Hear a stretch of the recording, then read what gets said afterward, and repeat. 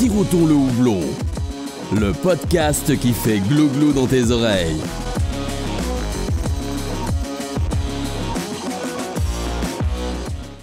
Salut à tous, c'est Alex pour le podcast Sirotons le houblon. On se retrouve pour un nouvel épisode. Aujourd'hui, on va parler des IPA. Il y a plein de choses à dire sur l'IPA, son histoire, son renouveau, qu'est-ce que c'est qu'une IPA et surtout à notre époque avec les nombreuses déclinaisons qui existent. Pour parler de ce sujet, je suis bien accompagné de deux experts. Premièrement, j'ai Maxime Discobiri, expert en consommation d'IPA. Salut tout le monde. Et ensuite, on est avec Pierrot, fondateur de la brasserie Piggy Brewing Company, qui lui est plutôt expert du coup en conception d'IPA. Bon, peut-être en consommation aussi, je ne sais pas. Salut les gros. Ouais, en effet, je m'y connais un petit peu en fabrication et peut-être un peu trop en consommation aussi. Avant de débuter et de rentrer dans le vif du sujet, je vais quand même dérouler mon petit laïus qui va vous inviter à vous abonner au podcast si vous l'écoutez et que vous l'aimez. Donc, le podcast est disponible sur de nombreuses plateformes, Apple Podcast, Google Podcast, Podcast Addict, Spotify, Deezer et j'en passe. Depuis peu, on est disponible aussi sur une nouvelle plateforme de podcast, une application qui s'appelle Tumult et qui a pour avantage et comme innovation de pouvoir en fait permettre d'interagir avec le podcast pendant qu'on l'écoute, un peu à la manière d'un YouTube, on peut laisser des commentaires. On va laisser des avis et réagir au podcast au fur et à mesure de l'écoute. Si vous aimez le podcast, vous pouvez vous y abonner, mais vous pouvez aussi nous laisser un bon petit commentaire et une bonne note. Et si jamais vous voulez aller encore plus loin, vous pouvez nous soutenir avec un petit don sur Tipeee. D'ailleurs, j'en profite pour remercier quelques-uns des tipeurs récents, notamment Gaëtan, Valentin, Vincent, Germain et Axel. Voilà, maintenant que tout ça est dit, on va pouvoir rentrer dans le vif du sujet. Et avant de dérouler moi tout ce que j'ai pris comme note, je voulais te demander, Pierrot, selon toi, qu'est-ce que c'est qu'une IPA ? Quelle est ta définition de l'IPA à toi ? C'est un peu à la fois très simple et très complexe. Comme on en a parlé, l'IPA est historique au niveau du style et puis elle a vachement évolué dans le temps. Donc maintenant, l'IPA, ça n'a plus rien à voir et on est même aux antipodes. Donc, en tout cas, ça a toujours été axé sur le houblon, c'est sûr. Oui, c'est vrai que l'IPA, ça reste un style qui fait part belle au houblon dès le début. Si on reprend un peu le... Et pas pour les mêmes raisons, quoi. Ah, c'est ça. Si on reprend la définition du style, on va dire initial, donc l'IPA pour India Pale Ale, c'est une bière donc, qui est née en Angleterre au cours du XVIIIe siècle, vraisemblablement, même si son histoire elle est encore un petit peu floue, qui a connu un vrai regain d'intérêt dans les années 80.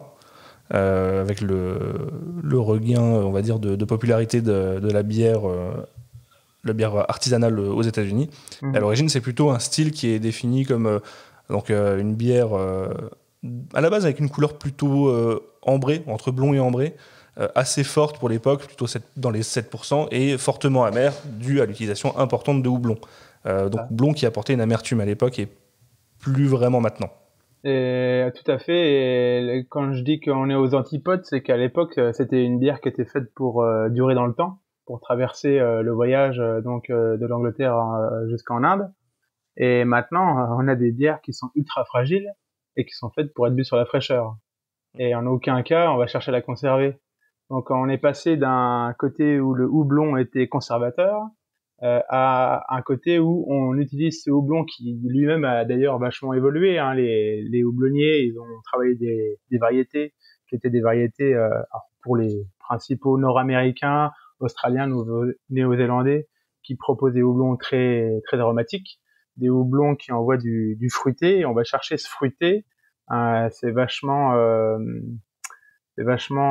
différent d'avant, quoi. C'est le fruité, la fraîcheur et plus le conservation, quoi. Ouais. D'ailleurs, Max, je pense que si on devait te demander une définition de l'IPA, tu serais plus dans la définition moderne. Bah oui et non, parce que c'est vrai qu'il faut pas oublier aussi d'où ça vient. Donc le côté vraiment la English IPA vachement amère, ambré comme tu disais, pas plus de 7,5%, je dirais. Mais c'est vrai qu'aujourd'hui, du coup, on en a une définition plus large. Donc, pour moi, j'ai envie de dire c'est une ale avec une dose de houblon plus importante, quoi. C'est une définition qui est assez large au final. Il y a une autre donnée qui est aussi assez caractéristique de l'IPA moderne et même très moderne, c'est l'opacité de la robe. On est sur des bières avec une turbidité extrêmement élevée qui sont la plupart du temps, en tout cas appréciées quand elles sont opaques, alors que à la base une IPA c'est quand même plutôt limpide. Ah, c'est sûr que là, on est carrément là, donc quand on parle de turbidité, on est sur l'IPA moderne, donc la New England, qui sévit depuis quelques années partout sur le globe maintenant. Mais il faut quand même distinguer la New England des autres IPA parce qu'en fait, elles existent en même temps. C'est un peu comme les espèces animales, il y a deux qui cohabitent en même temps. En ce moment, on a toujours des IPA très clean, très limpide avec des New England, donc c'est vraiment deux styles différents. Mais la New England IPA, la plus moderne, la dernière sortie, c'est vraiment le truc poussé à son paroxysme, quoi. C'est vrai qu'on reviendra dessus un petit peu plus tard, mais en soi, ce qui à la base était un style, l'IPA, est devenu une vraie famille de styles avec des déclinaisons qui se comptent sur les doigts de beaucoup de mains. C'est clair. Tout à fait. Alors, avant de continuer, moi je vais juste me servir un verre parce que de faut même. quand même hydrater la bouche pendant qu'on parle. C'est vrai. Et on parle d'IPA, on est avec Pierrot, donc je vais m'ouvrir une Naipa chez Piggy. Cool. Et c'est laquelle? Je fais un petit peu dans le corporate, alors j'ai pris la Belle Time. Ouais, ok, ouais, bah oui. C'est logique. C'est logique, on va dire que j'y avais accès facilement et à moindre coût. Très très fort celui-là, très très fort. Comme moi en fait, j'ai accès facilement à moindre coût. Et tu bois du whisky. La merde, parfois. Ouais, du coup, toi, t'es sur du whisky. Et Max, tu t'es servi quelque chose? Bah, du coup, je suis un peu entre les deux. Bah, du coup, je suis sur une Black IPA. Pour justement, je m'étais dit que c'était l'occasion de prendre un style IPA que je consomme un peu moins. Cool. Et donc, je suis pas super fan en vrai. Donc, mais ça va être un test. Ça va être un test pendant ce podcast. J'ai pris une Bendorf Rêve d'étoiles. Super, les copains chez Bendorf, bonjour les gars. Et en tout cas, c'est une belle bière qui a une belle réputation. J'en ai pas bu depuis longtemps, mais c'est cool. Et c'est marrant parce que les Black IPA, c'est vrai que ça court pas les rues en ce moment, mais à l'échelle, je pense mondiale, il y a peu de gens qui brassent des Black IPA. Et je trouve ça dommage parce qu'en fait, quand j'ai découvert l'IPA et plein d'autres styles, j'ai trouvé que la Black IPA était un des styles de bière les plus intéressants. Parce qu'il allait, à l'instar des whiskies vieillis en sherry cask, des whiskies surtout tourbés, il y a cette dualité entre le fruité et le torréfié. Et ça peut donner des choses très complexes et au-dessus de plein d'autres bières, quoi, à mon sens. Là où elle est très dure je pense, à produire et aussi à bien faire, surtout, c'est qu'il faut trouver un bon équilibre entre ces notes torréfiées qui viennent des maltes et le houblon. Souvent, il y en a un qui vient prendre le pas sur l'autre et on a rarement, je trouve, une Black IPA. C'est dur à trouver une bonne IPA, une bonne Black IPA bien faite et bien équilibrée entre les deux ingrédients. Exactement. C'est un des styles les plus durs à brasser, à mon sens. Moi, j'avais en tête toujours une bière qui m'a marqué de chez Stone, la Sublimely, qui était leur Black IPA, qu'ils ont arrêté de produire. Là, ils l'ont reproduit, je crois, mais vraiment en éphémère. Longtemps, on a essayé d'embrasser des bonnes. On a eu beaucoup de mal. Dernièrement, on a brassé la Claire Obscure, qui pour moi était une super bière, mais qui n'était pas encore la Black IPA que j'aurais voulu, parce que en fait, elle était vraiment bluffante. On sentait pas du tout le torréfié et du coup même pas assez. Donc je pense que si on arrivait à brasser une Claire Obscure avec un tout petit peu de torréfié, on toucherait au divin quasiment. Ouais. Donc on va persévérer dans ce style parce qu'en fait, moi j'aime bien ce qui est un peu difficile. Brasser des trucs faciles, c'est chiant. Se vautrer la gueule, ça fait chier, mais c'est intéressant parce qu'on avance, quoi. Ouais, c'est pas un style qui est très très à la mode, même si j'ai l'impression que il y a peut-être cette année ou l'année dernière, il y a eu une espèce de tentative de renouveau, surtout chez les brasseries britanniques. Et en l'espace de quelques mois, on en a vu apparaître chez un peu tous les gros du houblon britannique, des verdantes et ainsi de suite. Donc je sais pas si vous avez remarqué la même chose, mais moi j'ai l'impression que chez tous mes cavistes, en 3 mois de temps, on avait des Black IPA qui apparaissaient un peu de partout. Mais celle qu'on avait bu chez toi, la verdante, c'était une Black IPA, non? Je ne m'en souviens plus. C'était peut-être East India Porter, un nom un peu bâtard. C'était ça dans l'idée. Ouais. C'est vrai qu'il y a... le switch entre Black IPA et Stout houblonné. Et la transition, elle est pas toujours évidente et l'interprétation est propre à chacun. Pour moi, la Black IPA, c'est vraiment l'IPA qui a une couleur noire et qui forcément a une petite teinte torréfiée au niveau aromatique. Mais vraiment, c'est plus proche de l'IPA, à mon sens, que de la Stout. Bah c'est exactement ce que je ressens là. Là, c'est la première gorgée et c'est ça que je ressens. J'ai d'abord un côté assez sur le fruit, bien aromatique, et il y a une légère touche un peu café qui vient se glisser après, avec une amertume globale qui vient en fin de bouche. Et à regoûter. Pas mal. Pour moi, la IPA, c'est vraiment, tu la bois à l'aveugle, tu peux pas dire que c'est une bière noire, quoi. C'est vrai que c'est un style très trompe-l'œil. Ouais. Là, j'ai les yeux ouverts, du coup, ça marche pas. Mais j'ai des potes qui sont beaucoup plus partants pour le Stout qui est houblonné, quoi. Ouais, bah après, j'en ai la ligne est pas fine. si longtemps que ça, mais la ligne est fine. Après, ça dépend comment c'est fait, parce que t'as des stouts où tu ressens quand même beaucoup le caractère de la bière noire, torréfiée, avec ces arômes un peu café, caramel et compagnie. Et derrière, tu viens de prendre une espèce de vague d'amertume, mais on joue moins, je trouve, sur l'aromatique du houblon. Ou alors c'est moi qui ai pas eu les bonnes expériences, peut-être. Mais... Ou alors il était pas dry up, je sais pas. Ouais, parce qu'il y a aussi des gens qui aiment l'IPA dans sa version amère, d'autres qui préfèrent le fruité. Il y a toutes les écoles, quoi. Pour en revenir à l'IPA, on va parler un petit peu de l'histoire du style. Tu l'as évoqué tout à l'heure, Pierrot. En fait, l'IPA, elle a été vraisemblablement, en tout cas, elle est née d'un besoin qui est qu'au Royaume-Uni, au XVIIIe siècle, on devait envoyer des bières en Inde pour les colons. Parce qu'ils avaient soif. Ils avaient très soif et ils voulaient de leur bonne bière britannique. Mais une bière qui voyage 4 mois en bateau, elle se dégrade. Alors, elle se dégrade oui et non, mais en tout cas, une pale ale, elle se dégrade. Et c'est déjà une époque où on savait que le houblon était une plante qui venait apporter à la bière ce côté... ce qui venait un peu préserver la bière sur les longues durées. La rendre... je sais jamais, c'est un antiseptique, non? Alors, je sais jamais ce qu'on dit. Il y a un côté, je crois, si je dis pas de bêtises, antiseptique et conservateur dans le houblon. Hein. Ouais, il me semble que c'est ça, ouais. Donc, au final, l'appellation IPA, elle est venue un peu plus tard. On faisait des bières qu'on houblonnait pour les faire voyager et qu'elles tiennent mieux. C'est surtout né via les pale ale, parce qu'à cette époque-là, le style majoritaire, qui était bu en Angleterre, ça restait quand même le porter. Le porter pouvait, lui, plutôt bien tenir le voyage. Il y a eu d'ailleurs des écrits qui ont été retrouvés d'un journal de bord, entre autres, qui a été écrit par une personne s'appelant Joseph Bank, qui, après 12 mois de navire, écrivait que le porteur qu'il avait dans ses cales était encore excellemment bon. Sur une pale ale, c'était un peu plus différent, et la pale ale, donc c'était un peu le deuxième style qui était consommé au Royaume-Uni et qui était un peu émergent à cette époque-là. C'est une époque où on commençait à réussir à faire des maltes sans trop les torréfier, justement.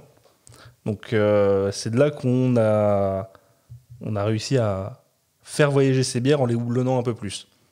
L'appellation India Pale Ale, on l'attribue souvent à une personne du nom de Hodgson, mais vraisemblablement, c'est une histoire qui est encore un peu floue, on n'a pas vraiment de traces en attestant parfaitement de manière certaine, mais en gros l'IPA serait quand même arrivée un peu avant cette période-là, donc elle serait arrivée, si je retrouve dans mes notes, le concept de la bière houblonnée pour le voyage, ça serait arrivé dans les années 1760.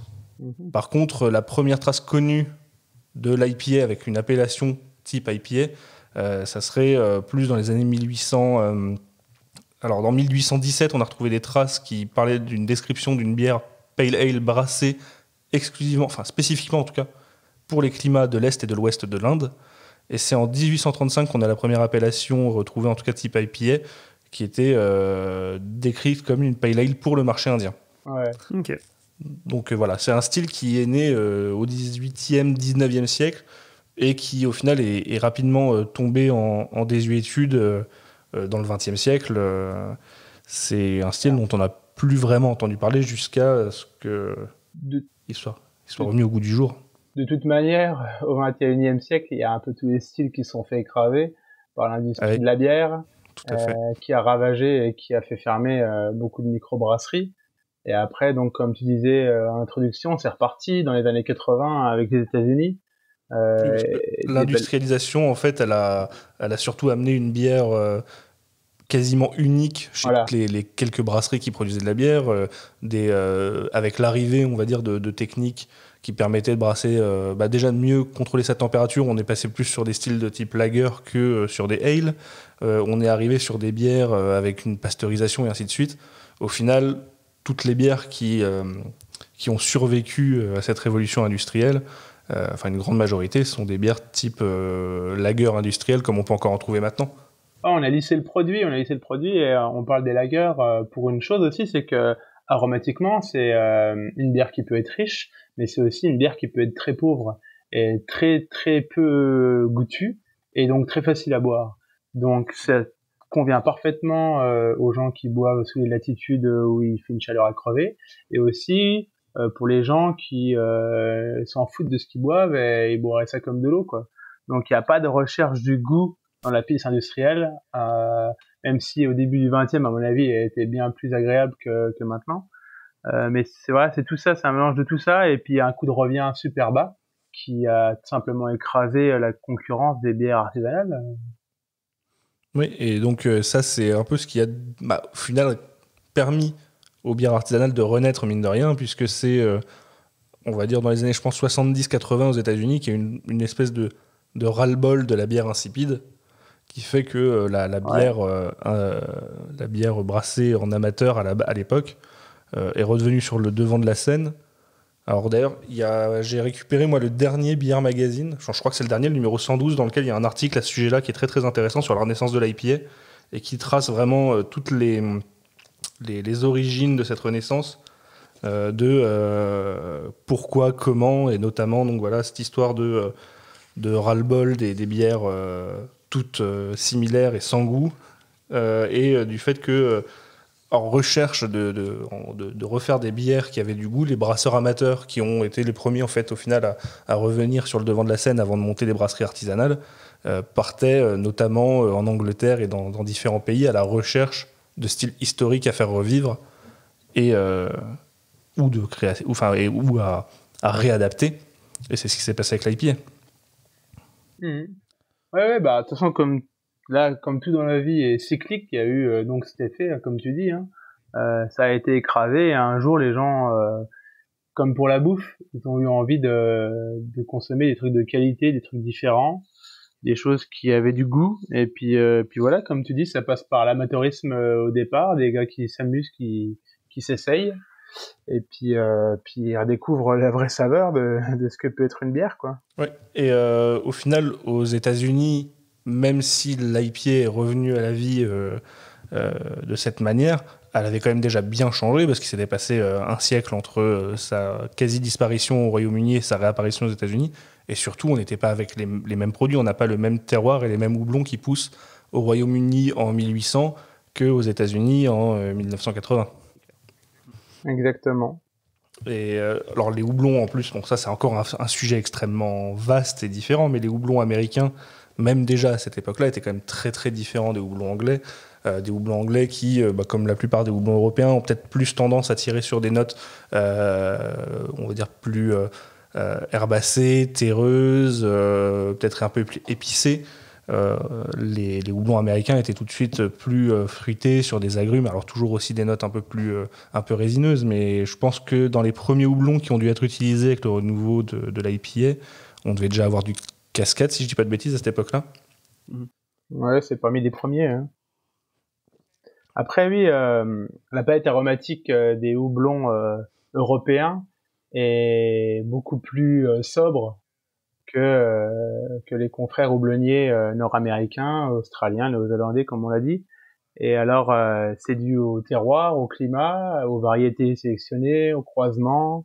Bon, alors après, ces dernières années, on parle vraiment des houblons très, très, très exotiques, très fruités, très sexy. C'est encore autre chose. Je pense que les Américains développent beaucoup dans ce sens parce que c'est ce qui est demandé par le grand public. Mais oui, les houblons belges, allemands, tchèques, anglais, ils sont beaucoup plus purs entre guillemets, plus simples. C'est qu'ils étaient pas non plus destinés à brasser des gros jus fruités à la base aussi, quoi. C'est en rapport aussi avec les styles qui sont faits là-bas, qui sont justement un peu plus simples en termes d'aromatiques fruitées. Voilà. Après, on peut avoir le débat de qui vient en premier, de la poule ou de l'œuf. C'est est-ce que on n'avait pas ces styles-là parce qu'on n'avait pas les houblons, ou est-ce qu'on n'a pas cherché à développer les houblons parce qu'on voulait pas faire ces styles? Je pense qu'il y a un peu des deux. C'était pas une époque où on cherchait peut-être à faire des bières fruitées. Non, bien sûr, ça c'est vraiment une envie moderne, mais au final c'est pas très grave de savoir qui est le premier de l'un ou de l'autre, mais le fait est que par contre il y a principalement que les Nord-Américains et les gens en Australie et en Nouvelle-Zélande qui ont vraiment développé ça, quoi. Alors je sais pas pourquoi par exemple les Français n'ont pas développé autant de houblons fruités. Peut-être que c'est le terroir, le climat, ou peut-être que c'est l'envie, peut-être que c'est la connaissance. Les traditions, les traditions des styles brassés. Ouais, c'est vrai. Moi, j'ai une petite théorie, enfin, du moins une partie de théorie, c'est que on est en retard par rapport aux États-Unis sur cette révolution brassicole. Autant rattraper le retard sur brasser les styles à la mode, maîtriser les IPA, les NAIPA et compagnie. On a su rattraper notre retard très rapidement. Autant développer un houblon qui répond aux critères demandés pour ces bières-là, ça passe par des années et des années de recherche, de développement, avant de pouvoir avoir un houblon qui va répondre à ces critères-là et de pouvoir le remettre en culture. Alors, je suis tout à fait d'accord avec toi. Le retard qu'on a pu avoir et qu'on a toujours en brassage, il est en brassage, mais il est aussi sur les matières premières et les houblonniers français qui s'y mettent dur et qu'on peut féliciter. N'ont certainement pas encore l'expérience des houblonniers nord-américains et pas que sur la production, aussi sur le conditionnement, sur plein de choses. Les malteurs français de même, qui sont loin d'être au niveau des malteurs anglais, à mon sens. Donc tout ça, c'est question d'expérience, de connaissances, et ça va venir. Il y a beaucoup de volonté en France sur les différents niveaux. Il y a beaucoup de micro-malteries qui se montent, et j'espère vivement qu'on va s'améliorer. Il y a beaucoup de gens qui le veulent, mais c'est vrai qu'on pourrait dire qu'on est un peu à la bourre comme on l'est sur le brassage. Je vais juste peut-être digresser un petit peu, mais le fait que tu parles de ça m'apporte une question. C'est chez Piggy, est-ce que c'est quelque chose que vous prenez vraiment en compte quand vous travaillez vos bières, le fait d'aller chercher des maltes anglais plutôt que des maltes français, parce que ça répond plus aux critères des bières que vous produisez? Parce que pour le houblon, on en parle énormément, mais c'est vrai que les maltes... Nous, alors on est issus de la dégustation et on est venu au brassage après coup. D'accord. Donc en fait, on a une connaissance produit fini assez poussée. Y a pas de honte à le dire. Je suis meilleur dégustateur que brasseur.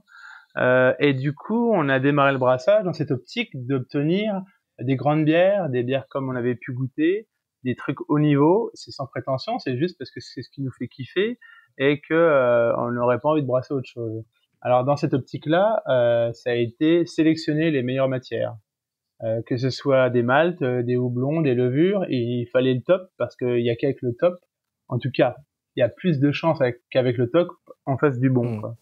Donc ça a été sélection vraiment sur la qualité et pas forcément sur la provenance, parce que moi j'aimerais bien avoir un malt qui déchire autant que celui que j'utilise, mais qui vient de France. Et pour l'instant, j'en connais pas parce qu'on travaille avec le malt anglais de chez Simpson. Et qui nous satisfait énormément en termes de process brassage et de rendu aromatique. Donc c'est ce qu'on a préféré jusqu'à maintenant, donc on bosse avec eux. Les houblons, c'est pareil, c'est aussi en fonction des styles qu'on brasse. On brasse des styles très modernes, des IPA très sexy, donc il n'y a rien qui bat les houblons nord-américains et autres. Et les levures, c'est pareil, il y a beaucoup de fournisseurs, il y a beaucoup de gens qui travaillent en France avec Fermentis en levure sèche, qui est tout à fait honorable, mais nous, on s'est senti bridé dans l'apport aromatique lié à cette levure de chez Fermentis. Alors, je les cite, j'aurais pu citer n'importe qui d'autre. Mais on a cherché des autres levures qui convenaient mieux à nos profils aromatiques et qui a permis d'enrichir nos bières. Et du coup, on s'est mis à travailler avec d'autres fabricants de levures. C'est vrai que quand on parle d'IPA notamment, on pense au houblon et presque exclusivement que au houblon maintenant. On a tendance à oublier l'impact, en tout cas en tant que consommateur, pas forcément averti. On a tendance à oublier l'impact des autres ingrédients, notamment donc tu parlais de malt, de la levure. Après, il y a aussi le profil de l'eau qui va rentrer en compte. Est-ce que en fait cet ensemble-là, il n'est pas un peu sous-coté c'est un peu pas vraiment le terme que je cherche, mais sous-estimé exactement des autres, même si c'est pas ce qu'on ressent le plus dans la consommation. Est-ce qu'on n'aurait pas tendance à sous-estimer justement l'importance de ces ingrédients? Oui, tout à fait. Et je pense que la levure, c'est un des ingrédients qui est le plus sous-estimé dans le brassage. Les gens ne voient pas d'impact, mais c'est en testant qu'on s'en aperçoit. Et bon, nous, on reste des amateurs professionnels, mais on a quelques années d'expérience et quelques brassins derrière nous, et on s'est rendu compte qu'on a beaucoup amélioré nos bières en travaillant le trot, en sélectionnant les bons malts, les bons houblons, la bonne levure, en ayant un process abouti. Et du coup, tout ça fait partie du jeu. Et on peut brasser la meilleure IPA du monde, si on n'a pas la bonne levure, ça rendra pas au top du top, quoi. Et alors, je continue un petit peu parce que je trouve que le débat est assez intéressant. Quand on regarde ce qui se fait, on va dire d'un point de vue consommateur, buveur de bière actuellement sur le marché français et entre autres sur ce qui est produit chez Piggy, on a l'impression qu'il y a, en tout cas dans votre cas, une sorte de maîtrise de la base pour un style et que maintenant on va jouer avec les houblons. Et est-ce que l'impression est bonne ou est-ce qu'à chaque fois il y a toujours un travail différent sur la base maltée derrière? Alors, en fait, jusqu'à il y a quelques temps, on aimait bien nos bières, mais on n'était pas encore satisfait à 100%. Donc on a travaillé et bien sûr il y a eu un travail sur la base maltée. Et après, une fois qu'on a trouvé nos marques, il y a rien à révolutionner parce que une IPA, qu'on brasse une IPA ou une autre, la base va rester quand même la même, la minéralité de l'eau, le malt à l'empâtage. Donc en fait, c'est plus un travail sur le style qu'il y a eu. Et après, une fois qu'on a maîtrisé le style, comme j'estime qu'on maîtrise correctement, et après, il y a tout un travail sur varier les houblons, varier les associations. On peut changer quelques trucs, on peut changer des choses un peu sur la base maltée, pourquoi pas tester une autre levure, mais au final, une fois qu'on maîtrise notre style avec notre pâte à nous, on reste sur un peu la même recette, quoi. Oui, en gros, c'est on ne va pas vraiment jouer avec les houblons tant qu'on n'a pas une base qui est maîtrisée et solide, et une fois qu'on a atteint ce palier-là, et on a toute la liberté de jouer. Faire plaisir. Ça se sent parce que dernièrement, depuis un an et demi, 2 ans, avec le Covid surtout, on a commencé à se lâcher vraiment sur ce style, parce qu'en fait, on a commencé à sentir qu'on le maîtrisait, on a poussé encore un peu plus loin, et puis là, on s'est fait plaisir. Une fois qu'on a obtenu des bons résultats, on s'est dit c'est seulement maintenant que ça va être intéressant de tester des single up, de voir un peu mettre en avant les houblons. Parce que quand t'as pas un résultat qui te convient, tu te dis je vais voir un single up, mais est-ce que je vais vraiment avoir le bon résultat? Est-ce que ça va pas être biaisé par un problème de process, tout ça? Donc maintenant, on s'est amusé à le faire. Après, je trouve qu'on brasse des bonnes IPA, mais comme toujours et tout le monde dans la vie, on a toujours des pistes de progrès. Et encore aujourd'hui, pour la première fois, on a changé un truc dans l'oxygénation du mou. Et je pense et j'espère que ça va encore améliorer le rendu. On a besoin de toujours gravir des échelons et on se repose pas sur nos lauriers et on se fait plaisir. On essaie de faire plaisir à tout le monde, quoi. Est-ce que là, avec toutes ces expérimentations que vous avez fait dernièrement, donc tu y es depuis un peu le début du Covid, vous avez l'impression d'avoir passé un cap sur les IPA? Je dirais notamment il y a peut-être il y a un an et demi de ça. Moi personnellement, je pense qu'on a passé un cap justement il y a un an et demi pour 2 raisons, pour des modifications du process et aussi pour avoir accepté de balancer plus de matière dans les brassins. Et ça, c'est un peu ingrat parce que c'est pas permis à tout le monde. Et nous, ça nous était permis principalement parce qu'on a un gros public demandeur, on a un nom maintenant, et on peut se balancer des bières, on peut balancer du lourd à prix d'achat élevé. Ça passe, alors que des petites brasseries qui pourraient faire aussi bien que nous seraient pas capables de les vendre parce qu'ils n'ont pas de quoi les vendre derrière, quoi. Toi, tu es dans la possibilité de produire des bières qui vont ressortir assez chères parce que tu as des ingrédients qui sont chers à la base, mais tu peux te le permettre parce que Piggy a construit déjà une notoriété et que les gens savent pourquoi ils payer cher. Alors qu'une petite brasserie qui va se lancer n'aura pas encore forcément cette notoriété, aura plus de difficultés à vendre un produit cher, même si le prix est justifié par des ingrédients de qualité.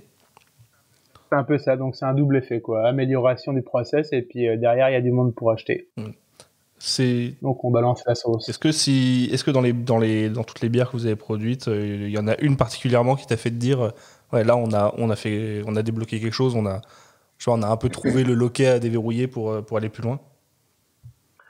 Alors, ce sera un peu dur à dire parce que là où ça s'est vraiment révélé, ouais, c'était il y a un an et demi, donc il y a quelques petites bières qui m'ont marqué, c'est sûr. Mais là, dernièrement, tu vois, on a fait je sais pas si tu l'as goûté, la collab avec l'île du Malte, je l'ai pas encore goûté, à Osgore. Non plus. La Imago. Ça, c'est une bière qui est top parce qu'en plus, alors, dans le travail des houblons, il y a un truc alors je parle à titre personnel, hein, qui m'a un peu gavé ces derniers mois, dernière année, c'est qu'à un moment, on s'est mis à mélanger trop de houblons différents. Et puis, tu goûtais sans trop comprendre qui était qui, qu'est-ce que c'était, machin. C'était des bonnes bières, mais trop fondues, un profil aromatique trop brouillon pour moi. Moi, j'aime beaucoup quand c'est précis, quand c'est ciselé. C'est pour ça que j'aime bien les single up. Et là, en fait, ce que j'ai bien aimé avec certaines bières comme la Tropical Factory qu'on a fait, ou Imago, c'est qu'en fait, t'as un rendu qui est assez clean et assez précis, malgré un blend de 3 houblons, quoi. Donc, je sais pas, c'est dû à quoi? Est-ce que c'est ces 3 houblons-là qui marchent bien ensemble? Est-ce que c'est notre process où c'est un mélange de tout? En tout cas, quand je goûte les IPA comme la El Refe, là, aussi, la Single Hop Citra, je me dis, ouais, c'est pas dégueu, quoi. Ouais, alors que le Citra, il y a beaucoup de bières geeks qui tombent dans le ras-le-bol de ce houblon parce qu'on le voit un peu trop. Et... Ouais. Et c'est vrai, et en plus, c'est marrant parce qu'en fait, moi, j'en suis moi-même un peu ras-le-cul du Citra. D'ailleurs, il me plaît pas du tout dans Pick Me Up, qui est full Citra, une petite pale, mais dans la El Refe, double NEPA, single up, et en fait, j'ai redécouvert et je prends beaucoup de plaisir avec, alors qu'il me cassait les couilles jusqu'à il y a peu, quoi. Mais tu saurais dire à quoi c'est dû, ça, du coup? Hein? Tu saurais dire à quoi c'est dû, justement, que dans une mais pas dans l'autre? Bon, peut-être la dose générale, peut-être la base maltais qui supporte mieux le bazar.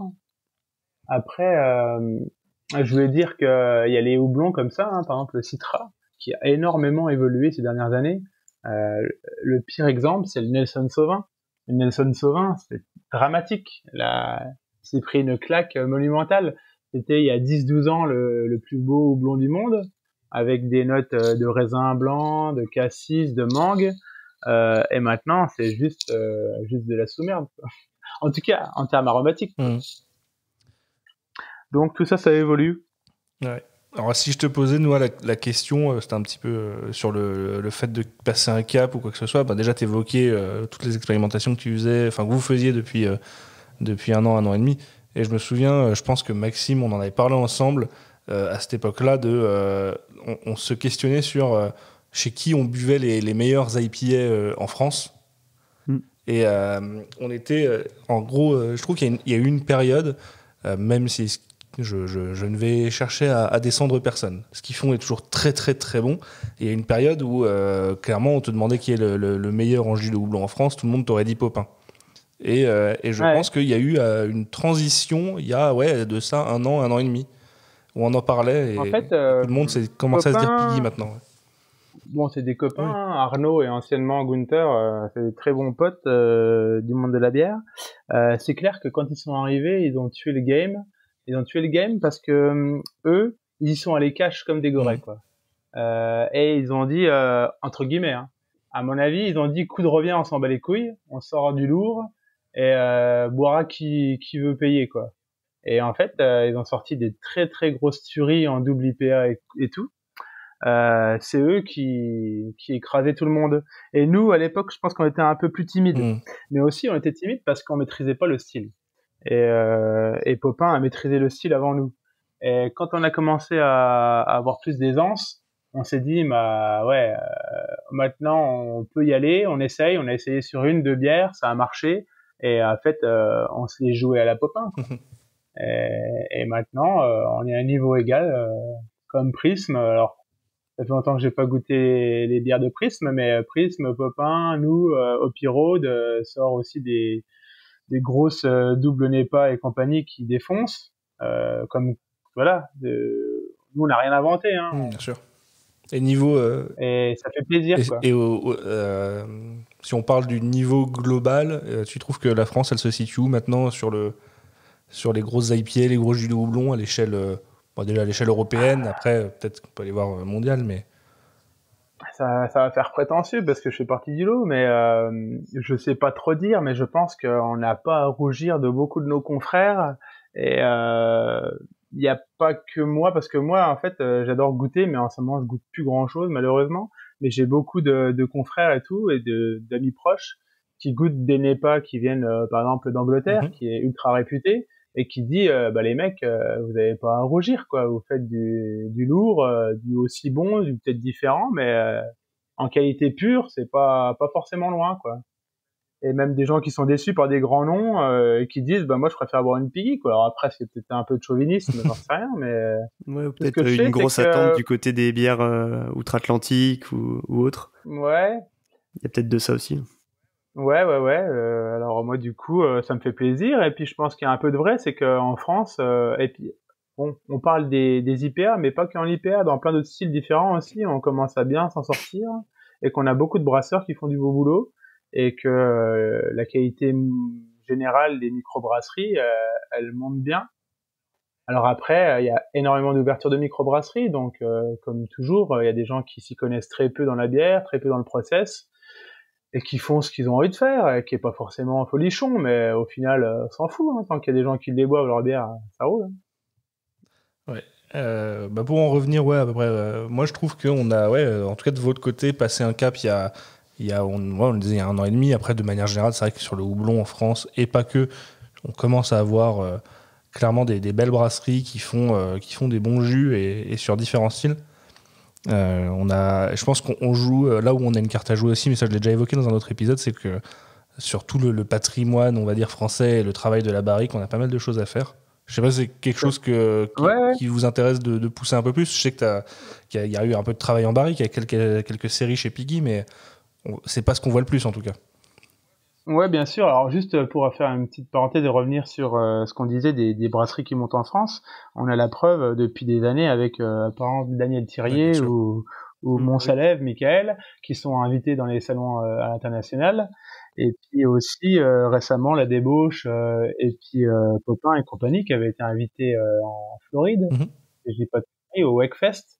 Donc c'est la preuve que une reconnaissance à l'international, que les brasseries françaises tiennent la route, quoi. C'est quelque chose que vous regardez d'ailleurs, on va dire un peu c'est une sorte de baromètre, le retour sur vos bières à l'international.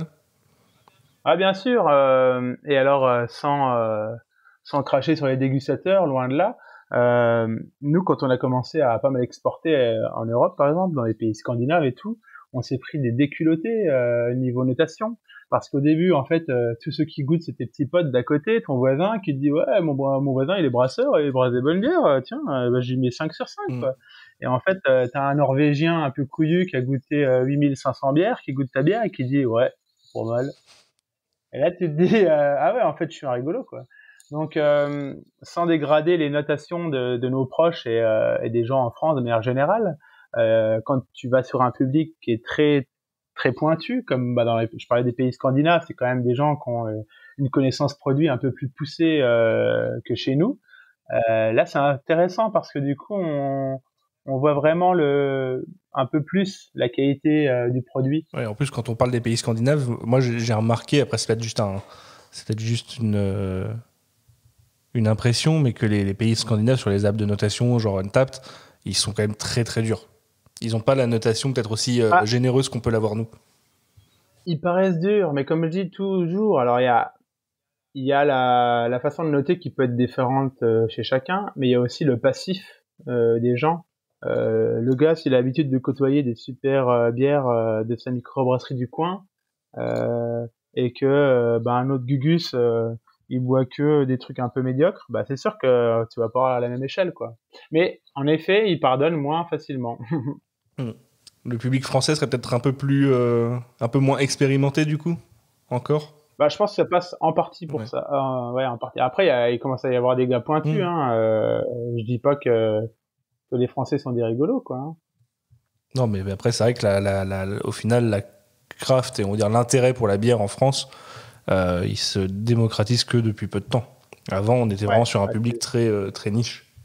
Ça l'est encore, mais oui, on voit les bières geeks, c'est comme tu dis, c'est un public très jeune encore. Ouais. Et pour en revenir aux IPA, maintenant qu'on a pas mal parlé de ce que tu pensais être une bonne IPA et comment vous bossiez les IPA chez Piggy, voilà, on va revenir un peu au cœur de l'histoire actuelle, c'est qu'est-ce qu'une IPA avec tous les styles qu'il y a. On parlait du renouveau de l'IPA aux États-Unis. Du coup, le fait qu'en arrivant sur un nouveau pays avec un nouveau terroir, des nouveaux houblons, on a déjà créé une bière qui était totalement différente. Et au final, ça se caractérise maintenant par deux styles qui sont distincts l'un de l'autre. On a d'un côté l'English IPA et l'American IPA. Après, de là, sont nés encore une famille innombrable de styles. J'ai essayé de regarder un petit peu ce que moi, je me suis pris des notes vraiment comme ça de tête. Qu'est-ce que j'avais déjà vu, entendu ou goûté comme IPA. On parlait de l'English, l'American IPA, mais on a des Belgian IPA, la micro IPA, Session IPA pour les bas degrés d'alcool. Maintenant, on a les cold IPA qui arrivent. On a les doubles, triples, Imperial IPA évidemment, la Black IPA comme buvait Maxime, la Brut IPA avec son faible sucre résiduel, les White IPA, enfin les IPA avec une base de blé. On a vu des Red IPA, les New Zealand IPA, on parlait énormément maintenant des New England IPA, donc avec les doubles, les triples NEIPA qui vont derrière. Les West Coast IPA, les Rye IPA avec du seigle, les Milkshake IPA avec souvent du lactose et peut-être des adjonctions de fruits. Autant dire que c'est un beau bordel. Est-ce qu'on s'y perd pas un petit peu, notamment quand on voit beaucoup de brasseries qui appellent encore leur bière juste IPA? On s'y perd énormément. C'est sûr que là, il y a énormément de styles que t'as cités. Alors, je suis toujours un peu extrémiste, mais je dis toujours, dans la vie, il y a deux types de bières. Il y a les bières au travers desquelles tu vois, et des bières au travers desquelles tu vois pas. Donc, en gros, c'est les bières blondes, les bières noires. Dans les IPA, on pourrait dire il y a deux types d'IPA. Il y a les IPA aromatiques et les IPA plutôt amers. Alors, c'est très simplifié, mais je pense qu'il y a principalement les IPA modernes avec des gens qui veulent vraiment du fruité. Et puis des IPA un peu plus old school, où tu vas avoir un travail sur le malt avec une balance houblon-malt et une amertume un peu différente, quoi. Est-ce que si on prend en compte West Coast, quoi. Ouais, ce que j'allais dire, si on part sur des styles un peu plus modernes, est-ce que ce serait pas un peu représenté par la dualité East Coast IPA versus West Coast IPA, quoi? Oui, historiquement, c'était ça, tout à fait. C'était il y a moi, quand j'ai découvert les IPA il y a 10-12 ans, c'était tout à fait ça. C'était deux écoles, East et West. Maintenant, c'est un peu pareil, mais tout poussé à son paroxysme. Il y en a des ultra fruités, presque un peu trop jus de fruits. On parle des IPA au lactose. Après, c'est les goûts, les couleurs. Hein. Moi, je sais que j'ai un peu de mal avec tout ça. Il y a des gens qui font des IPA avec du fruit et du lactose. Nous-mêmes, on a fait des IPA avec du fruit. À un moment, moi, j'ai dit, ça me fait chier, quoi. Je préfère soit faire une bonne IPA, soit faire une bière aux fruits, mais une IPA aux fruits, ça me fait chier. Parce que... Quand on voit la palette aromatique qu'on arrive à extraire des houblons en les travaillant bien, tu te demandes si c'est vraiment nécessaire d'avoir une adjonction de fruits maintenant. Ouais, t'as l'impression que... Alors, j'ai pas envie de cracher sur tous mes collègues qui pourraient le faire, parce que je les respecte et puis ils peuvent en faire des très bonnes, mais t'as l'impression que le gars qui fait une IPA aux fruits, c'est juste parce qu'il sait pas sortir le fruit et du houblon, quoi. Ouais, bien sûr. Donc, c'est pas très grave. Mais je te dis, même nous, on en a fait. On a fait une bonne IPA avec quoi? On avait fait Passion Mangue pour la bibliothèque. Bon, il y avait pas assez de houblon dry hop, mais ça c'est une autre histoire. On peut faire plein de trucs bons, mais moi en tout cas personnellement, je parle en tant que consommateur, je veux pas boire d'IPA aux fruits, quoi. Ça sert à rien. Ouais, mais il y a pas si longtemps que ça, j'ai bu une IPA aux fruits de chez, si je dis pas de bêtises, ça devait être de chez Toeul. C'était pas mauvais, hein, mais en la buvant, je me suis dit, j'ai bu des IPA qui avaient le même profil aromatique, juste avec des houblons. Donc, quel est l'intérêt du fruit? Tout dépend où est-ce que tu investis, quoi. Si tu investis dans le houblon, si tu investis dans le fruit, si tu veux mettre des houblons un peu plus, un peu plus classiques, un peu plus simples, un peu plus purs, comme on disait, et tu rajoutes des fruits derrière, je pense que c'est une façon, c'est selon comment tu as envie de brasser, quoi. Ouais, mais moi, je trouve que ça fait un peu... la mode, elle est au houblon ultra aromatique, à faire des bières très très fruitées juste avec les houblons. On n'est pas capable de le faire, alors on va singer ça en mettant du fruit dedans. Exactement. Pour moi, c'est ça. Mais tant pis, c'est pas grave parce que tout le monde n'est pas obligé de savoir comment faire une bonne IPA aux fruits. Par contre, les gars, arrêtez de dire que vous faites une IPA, dites que vous faites une bière fruitée. Et c'est pas une honte, quoi. On s'en bat les couilles. Tant qu'elle est bonne, moi je m'en fous, je bois tout. Bah oui, mais ça fait pas vendre s'il n'y a pas marqué IPA sur la bière. C'est ça. Bon, vendre. Si t'es doué, normalement, tu vends tout et n'importe quoi. Oui. Mais je pense que ça, c'est valable que pour quelques brasseries qui ont réussi à se faire un nom. Ouais, alors après, tu peux pas vendre tout et n'importe quoi longtemps. Hein. Aussi. Ça se fait vite et tu vends un brassin et puis après, t'as intérêt à te rattraper parce que sinon ça marche pas, quoi. D'ailleurs, c'est de ton côté, chez Piggy, ça se passe comment? Ça vous arrive d'avoir des gros ratés et de vous dire, on balance tout, ou vous avez des méthodes Je vais pas te faire cracher les secrets. On est des petits filous, alors on a eu des bières qui nous ont déçus en cuve, qu'on a réussi à rattraper plus ou moins de manière noble, avec des rendus au final qui étaient toujours à peu près corrects, sinon on l'aurait pas commercialisé. Mais il y a quand même 2-3 loupés qui nous ont fait chier, ouais. J'en ai parlé à l'interview de la biérothèque, mais en plus c'était pour des très très bons copains de la capsule à Nancy. On a fait une IPA à l'abricot, idée à la con, quoi. Et en fait, cette putain de purée d'abricot, elle a maintenu un hop burn dont on était sûr qu'il allait tomber, parce que normalement il tombe toujours avec le temps. Et en fait, il s'est quasiment accentué. Ah oui. Donc là, c'était un méga gros fail. En plus, c'était pour des très bons copains, donc voilà. Donc ça, c'était une bière qu'on aurait aimé ne pas produire, mais la vie est faite autrement et on n'a pas eu le choix. Une fois, il aurait fallu rappeler tous les lots, c'était le bordel. Donc on remercie tous nos clients qui ont foutu leur abricot trip, pas abricot trip, c'était quoi? Si, abricot trip, qui les ont foutus à l'évier. Merci les gars, désolé. Après, on a brassé dernièrement une super bonne bière sur le papier. En plus, ça me tient à cœur parce que c'était la série After Ride et c'était la Bunny Hop, un super jeu de mots sur le vélo. Et en fait, il s'est passé une couille aussi avec la levure et puis une trop grosse dose de houblon et on a eu du hop burn. La bière là, elle a 2 mois et demi, j'ai regoûté, elle commence à se boire, mais pendant 2 mois, elle faisait chier, quoi. Elle était pas bonne. Ah ouais. Après, on a eu quelques loupés, dont une. Alors, en 5 ans, on a mis une bière à l'égout. Ouais. Une bière à l'égout, une bière aux fruits qui est partie en sucette parce qu'on a été cons. On a fait une erreur qu'on sait qu'il faut pas faire et qu'on préconise à tous nos amis brasseurs de ne pas faire. Et un jour, on l'a fait. Et du coup, cette bière-là, ça a produit de l'acide butyrique. En gros, c'est de la gerbe. Et ça se boit pas trop, quoi. Ouais, non.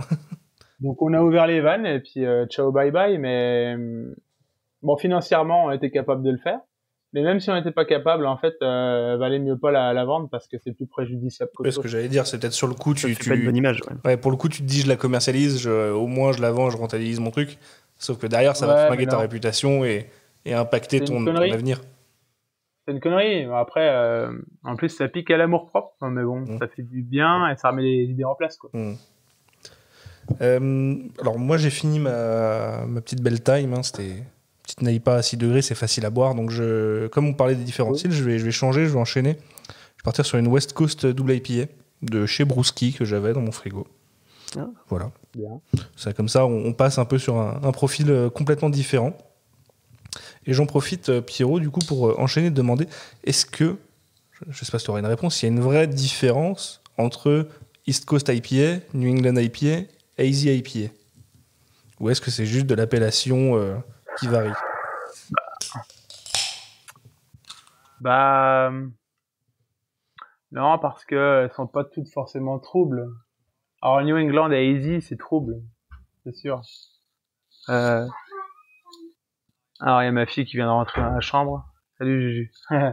Ouais, mais East Coast, c'est plutôt un style qui, à la base, est pas trouble et qui est, on pourrait dire, assez clean dans le profil aromatique. Parce que même si les New England sont très bonnes et qu'elles peuvent avoir une précision aromatique, il y a toujours une ambiance générale un petit peu fondue, un petit peu dans le brouillard, quoi. Il y a de la matière en bouche aussi. Et moi, j'ai retrouvé beaucoup plus de précision sur des anciennes IPA de Mikkeller, par exemple, quand il avait fait la série Single Up.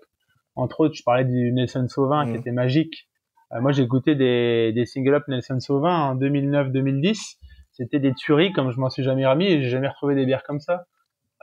C'était ultra précis, c'était du cassis, mangue, c'était la folie, quoi.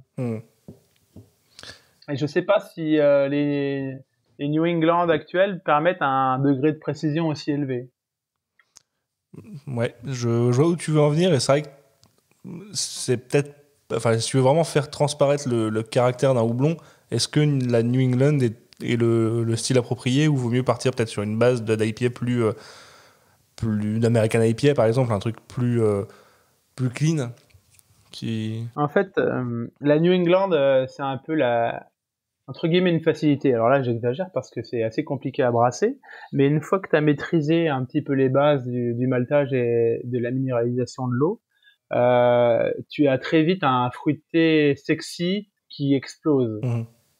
Alors qu'un style un peu plus épuré, un peu plus clean, ça va être beaucoup plus complexe à faire ressortir un fruité intense. Et d'ailleurs, on sait plus le faire. On ne sait plus brasser une bière IPA limpide avec un fruité explosif comme on a su faire il y a 10 ans.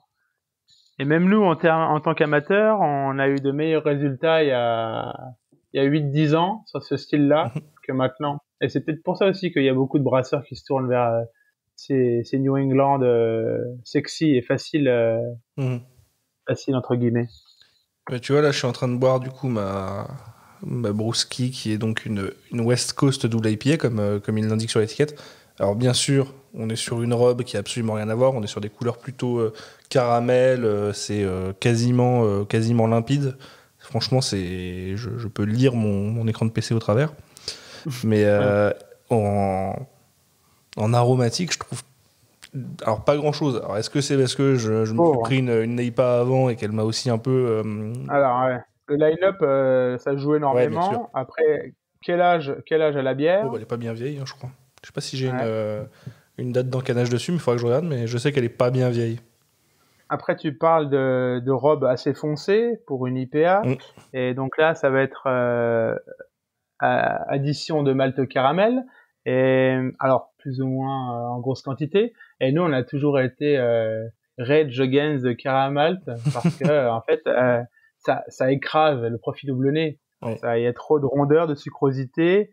Il y a un côté justement caramel qui vient j'ai que ça en bouche là, effacer le caractère du houblon. Ouais, non, j'ai vraiment que ça en bouche là, tu vois, c'est ça, c'est sucrosité, c'est caramel. Alors il y a une petite texture liquoreuse aussi, c'est une double IPA, c'est sympathique, hein. Mais tu me dirais c'est un barley wine légèrement houblonné, je pense que je verrais pas forcément la différence. Tiens, après, encore un nouveau style. Ça me dérange pas si le mec a voulu faire ça. Maintenant, si c'est planté et qu'il a pas réussi à avoir un truc cool et fruité, c'est dommage, quoi. Alors, je sais pas, Max, qu'est-ce qu'il en pense de ces bières-là? Les West Coast? Ouais, un peu trop cara à mon goût, quoi. Ouais, c'est vrai que souvent c'est vrai que c'est la base maltée qu'on retient un peu le plus. Enfin, dans ce que j'ai goûté après, à mon avis, c'est ce qui est un peu dommage avec ce style-là, c'est que on en a peu qui sont vraiment très équilibrés avec le côté résineux, herbacé du houblon et le côté la base maltée caramel qui apporte du coup un sucre qui est pas tellement nécessaire à mon goût. Ouais. Mais voilà, après peut-être qu'on n'a pas goûté les bonnes non plus. Et est-ce qu'il y en a qui en font des bonnes? C'est fou parce que visuellement et au niveau de la recette, les single up de Mikkeller, il y a 10 ans, étaient comme ça. Elles faisaient 6,9 degrés. Elles étaient brassées avec du Cara 120 en grosse proportion. Elles étaient presque ambrées, j'exagère, mais dorées assez foncées. Et les machines, elles envoyaient du fruit de ouf. Elles étaient limpides, un petit voile, mais assez limpide. Et c'était une dinguerie. Et quand on y repense, techniquement, je sais pas comment ils faisaient. Je sais pas s'il y avait des petites fioles d'arôme, mais c'était un putain de rendu, quoi. Ouais, là, c'est quelque chose que je retrouve pas vraiment. Après, est-ce que, tu vois, quand on parle d'IPA, caramel, ambré, qui fait jouer beaucoup plus la base maltée, qui donne ces saveurs-là, on pense plus à l'English IPA. Est-ce qu'il y a vraiment une parenté entre l'English IPA et la West Coast, ou on est quand même... Non, normalement, on est censé être sur des profils complètement différents. Ouais, mais maintenant, elles sont beaucoup plus proches, les deux là, que les autres modernes, quoi. Oui, bien sûr. Oui. C'est vrai que en fait, le se développement des bières plus modernes ont peut-être réduit l'écart entre la West Coast et la English IPA par rapport à l'écart qu'il y a entre la East Coast et la West Coast, quoi. Exactement, je pense. Yes. Et ben, ouais, En tout cas, de m'ouvrir quelque chose, du coup. Ouais, j'entends ça. C'est qu'est-ce qui fait pchit? Dis-nous tout. Qu'est-ce qui fait pchit? Bah, tu l'as pas deviné, au pchit? Ah. Attends, blind le test sang, de là, bière. le sang. Ça te rappelle quelque chose, je réfléchis, là, c'est le pchit de je ne sais pas. Attends. Bah, écoute le glouglou, alors. Tu as mis du piquant dedans, quoi?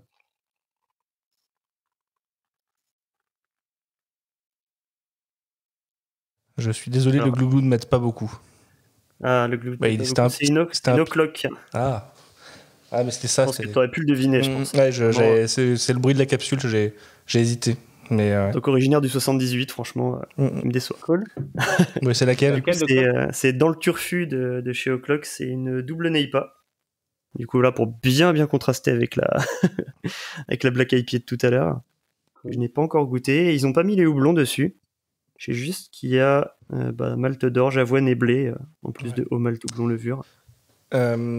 O'Clock, que j'aime beaucoup parce que j'ai longtemps habité à 10 km de chez eux et que je me suis beaucoup approvisionné chez eux, jusqu'à maintenant ne fait que de la bière en bouteille. Est-ce que pour toi c'est un frein à ce type de bière comme Bois Maxime, de Double Naipa et compagnie, ou est-ce que ça peut encore vivre? Ah oui. Non, alors, il faut bien se rendre compte que le contenant n'a aucune forme d'incidence sur le contenu. Je veux dire, on peut avoir une meilleure bière en bouteille qu'en canne, et inversement. En fait, tout est question de process. Donc dernièrement, il y a un très gros engouement autour de la canne, mais qui n'est pas forcément très pertinent au niveau qualitatif. La canne ne rend pas la bière meilleure, quoi. Mais voilà, comme je disais, c'est nous par exemple, on a une encanneuse qui est plus performante que notre embouteilleuse, donc on va pouvoir avoir des bières un peu plus quali dedans. Mais c'est pas la canette qui le fait. Mais quand tu dis oui, le contenant ne va pas impacter le goût du contenu ou la qualité du contenu, mais est-ce que la préservation sera la même? La préservation est la même, et d'ailleurs, je pense, à mon sens, qu'elle est mieux en bouteille, parce que le matériau vert est le matériau le plus inerte pour contenir de l'alimentaire. Il y a moins de transmission que dans une canne qui est recouverte d'un vernis plastique ou je sais pas trop quoi, qui certes est sans bisphénol A, mais contient forcément de la saloperie, quoi. Beaucoup plus miscible que le verre. Alors après, c'est pas ça qui va te faire crever, et peut-être moins que tout ce que tu respires et les ondes que tu te prends dans la gueule. Mais le top du top, c'est le verre. Donc alors après, quand quelqu'un te dit ouais, c'est quand même pas dingue cette Neipa, bon, en même temps ils l'ont en bouteille, elle a pas dû bien se préserver, c'est plus un problème psychosomatique de Beer Geek? Ouais, exactement. Alors il y a un truc qui est un peu plus faible dans la canette, dans la bouteille, c'est qu'apparemment l'échange gazeux entre l'air extérieur et la bouteille serait plus important que pour une canette. D'accord. Par la capsule. Mais d'après ce que j'ai lu en termes de ppm ou ppb, donc les particules par million, par milliard d'oxygène, c'est ultra infime, et c'est dans le temps. Donc comme une IPA est pas faite pour durer, au bout de 2-3 mois que tu bois ton IPA, il n'y a pas eu l'échange qui fait que ta bière va être daubée. En fait, si elle est daubée, c'est parce qu'il y a eu un mauvais process de conditionnement. D'accord. Qu'elle a pris trop d'oxygène au conditionnement. Et ça, que ce soit bouteille ou canne, on est capable de faire aussi bien. l'un ou l'autre, mais c'est la machine que tu as et ta façon de faire qui va déterminer si ça va le faire ou pas, quoi. Ok. Alors, pour rien vous cacher, j'ai mis de côté ma West Coast IPA parce que c'était pas dingue. Heureusement, j'avais un backup, alors j'enchaîne. C'est bon. Voilà. Heureusement, j'avais un backup. J'aime bien cette phrase de Beer Geek par excellence. Et du coup, je continue de jouer à domicile. J'ai pris la Calista de la brasserie Monthardy, donc qui est accolée à VNB, là où je travaille. Et on est sur une nommée DDH IPA. On a un profil qui tire quasiment sur la Naipa maintenant. Hein, et en plus, elle est toute fraîche. Elle était encannée ce matin. Ah, c'est beau. Oh, voilà. Magnifique. C'est peut-être un peu trop jeune même. On va voir, je vais te dire ça. Hein. On est donc sur après, des fois, ça peut être trop jeune. Ouais. Parce que, alors, je sais pas, tiens, on va pouvoir questionner Max, qu'est-ce qu'il en pense au niveau... comment évolue une bière de ton ressenti de dégustateur comment tu trouves l'évolution d'une IPA, par exemple, dans le temps? Là, c'est assez vaste. Mais c'est vrai que tout dépend après du profil. Par exemple, je dirais la West Coast, comme on la décrivait tout à l'heure, je pense que tu peux la boire après. Enfin, je pense pas qu'elle va évoluer des masses. Tu vois, je pense pas qu'entre 1 mois et 3 mois de canne ou de bouteille, ça a bougé beaucoup. Mais je pense que c'est plus sur les bières, comme tu disais tout à l'heure, les bières plus fragiles, comme les Neipa, vachement sur l'aromatique et tout, que je sens que ça bouge plutôt vite. Et on pourrait faire un petit POC à Culture Bière qui avait plus de 150 bières, plus de 150 IPA dans sa cave, et dont des IPA qui avaient plus de 6 mois. Ça, c'est le problème quand t'achètes beaucoup et que tu bois pas assez. Ah ça, c'est pas mon problème. Mais du coup, c'est vrai que en tant que consommateur, quand une IPA du coup a plus je dirais plus de 6 mois. Après, ça dépend vraiment des brasseries. Oui. Mais plus de 6 mois, tu sens déjà qu'il y a une partie de l'aromatique qui est partie, quoi, ça pourrait être un peu plus plus de peps, plus tonique. Je pensais plus vraiment au premier jour, première semaine. Oui. Alors ça, c'est vrai que j'ai pas eu l'occasion d'en boire beaucoup dans le top de leur fraîcheur. Vraiment tomber sur des bières jeunes et tout. Et moi, j'ai la facilité dans la brasserie de pouvoir goûter ma bière à tout instant. Et on a pu goûter aussi à l'époque des Punky IPA de chez Brewdog, plutôt très fraîches parce qu'ils envoyaient rapidement quand on commandait en France des bières qui avaient des fois que une semaine, 10 jours. Et en fait, on avait déjà repéré à cette époque-là que la Punk IPA était très bonne, mais elle avait une espèce de vieillissement en cloche. Elle démarrait pas mal, mais elle s'améliorait énormément. Au bout de 3-5 semaines, c'était le top. Et après, t'avais soit un plateau, ou soit ça redescendait direct. Et dans tous les cas, ça redescend. Allez, à 2-3 mois, ça commence à dégringoler. Et en fait, moi, je bois beaucoup de pilly. Ça alors? Pas trop cher. Et j'ai observé la même chose. Par exemple, là, on a conditionné El Refe, deuxième brassin, je sais plus, dans la semaine, là, il y a 2-3 jours. En fait, elle est trop jeune. Et tu sens que c'est une bonne bière, elle a du potentiel, mais elle va s'affiner. Il va y avoir une espèce de sédimentation, même si elle va rester trouble, il va y avoir une sédimentation dans la canne qui va un peu la rendre plus clean, qui va mieux faire ressortir le profil houblonné, fruité, et qui va la débarrasser d'un petit peu d'artefacts qui pourraient être désagréables, pas forcément de l'amertume, mais des choses qui brouillent un peu le profil de la bière, quoi. Ok. Du coup, elle va gagner en équilibre, en gros. En équilibre, elle est plus clean, quoi. Et là, elle est au top, on va dire, je sais pas, moi, ça dépend des bières, mais des fois, c'est au bout d'une semaine, des fois, c'est 3 semaines, et des fois, elle est top, à 5-6 semaines, elle reste géniale jusqu'à 2 mois et demi. Souvent, ça commence à s'effondrer quand même. À 2 mois et demi, ça commence à tomber, à partir en sucette. Mais il y a vraiment vieillissement en cloche comme ça. Je trouve ça assez intéressant. C'est un vieillissement très accéléré quand même. En deux mois et demi. Donc, c'était pour dire que, Alex, ta bière qui est du jour, elle va être peut-être excellente, mais peut-être qu'elle sera encore meilleure dans 15 jours. J'en ai d'autres, t'inquiète pas. Je retesterai. Mais pour le coup, je la trouve très bien. Je lui trouverais 2 défauts. C'est vrai qu'elle est peut-être un peu jeune. Je la trouve un poil verte. On n'a pas de hop burn, mais un poil verte. Ouais. Et par contre, le deuxième défaut, mais ça, il est inhérent à moi et je pense que Max veut que je veux en venir, il y a du sabro dedans. Ah. Ok. Quelle idée d'avoir. Tu te testes aujourd'hui en fait. Ouais. Entre West Coast et Sabro. Allez, pas single Là. up Sabro, alors ça va. Il y a Azaka, Sabro, Mandarina Bavaria. Alors, le Sabro, c'est un houblon assez Intéressant. clivant. Ah, moi, j'aime Après, pas, moi, oui. C'est pas pire que le Sorachi Ace. Mais alors, tu vois, j'adore le Sorachi, j'ai beaucoup de mal avec le Sabro. C'est marrant. Mais en fait, le Sabro, il a un côté beaucoup plus doux, un petit peu bubblegum, un petit peu chimique. Alors, moi, je lui trouve, et en général, quand je dis ça, on me prend un peu pour un fou, mais je lui trouve. Alors, certes, il y a ce côté coco. D'ailleurs, il a un côté coco, je trouve, très gras, huileux. Mais Ouais, surtout, je gras, trouve huileux, qu'il bonbon. a un côté aussi un peu presque vanillé, crème brûlée. Ah, bah, il peut aussi, si, je vois ce que tu veux dire. Un côté très gourmand, doux.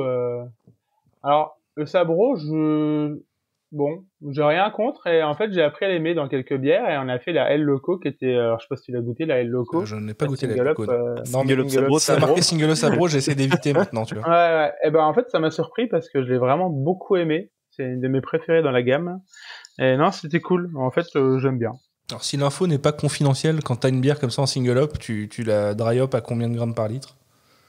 Bah là, on est à peu près à 20 grammes par litre. Ok, ça va. Ok. C'est très bien, Ça mais va. j'ai eu le malheur de tomber sur une. Je pense que c'est de là que part mon traumatisme, de goûter une bière en une double Naipa single up Sabro, et je crois qu'on était à 35 ou 36 grammes par litre. Alors- je m'en suis pas remis. Et la monoplay Sabro. C'était la monoplay Sabro de chez Stam. Ouais. Ouais. Déjà, 20 grammes, c'est déjà fat. Et en fait, pour pouvoir monter à ce niveau-là, tout en restant agréable à boire, on a dû beaucoup jouer sur la base minérale de l'eau et puis sur le process. Mhm. 30-35, c'est possible d'avoir des trucs cool encore, hein, je sais pas. Mais nous, on l'a même pas fait parce que bon, ça me paraît un peu fat, quoi. Alors, 30-35 de grammes de houblon sur tout le brassage ou juste sur le dry up? Je sais pas s'il y avait la précision sur la canne, je me souviens plus. Je sais pas, t'as déjà goûté? Faudrait C'est voir. les, C'est en russe de toute ouais, façon. c'est les monoplays de chez Stam, donc bière russe, hein, tout dans la finesse. Je sais pas si t'as déjà goûté un peu ce qu'ils font. Monoplay, Non, ça me dit rien. qui est leur gamme en fait de double Naipa en single up. Et pour le coup, j'avais beaucoup aimé la monoplay Citra, la monoplay, je crois que c'était Simcoe. Mais alors la monoplay Sabro, c'est un traumatisme. Hein. Parce que bon, il y a des petits malins qui s'amusent à dire ouais, on a fait une bière à 45 grammes de houblon par litre. Mais en fait, ils rapportent tout le poids de houblon qu'ils ont mis par rapport au volume conditionné. Ouais, en Là, ébullition, ça veut rien dire, les quoi. compagnies, quoi. Ouais. Et puis même le fait que tu as énormément de frein sur une bière houblonnée. Donc nous, on va perdre jusqu'à 25-30% de bière. Hein. Ouais, bien sûr. Oui, toi, tu rapportes ton nombre de grammes au litre voilà. par rapport à la quantité conditionnée et pas à la quantité dans ton fermenteur. Quand j'ai 40 hectos, donc 4000 litres, je balance 80 kilos de houblon et là, je suis à 20 grammes par litre. Okay. Par contre, je vais en conditionner, j'ai n'importe quoi, mais je vais en conditionner 25 hectos. D'accord, ouais.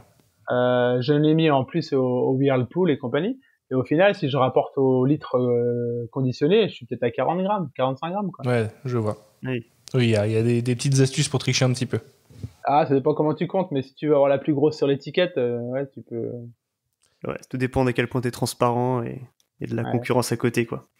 Mais peut-être qu'il y a des Mongols qui ont fait du 35 grammes par litre, hein, et ça se trouve, c'est bon. Mais toi, pour le coup, t'as été un peu traumatisé, quoi. Oui, un peu, oui.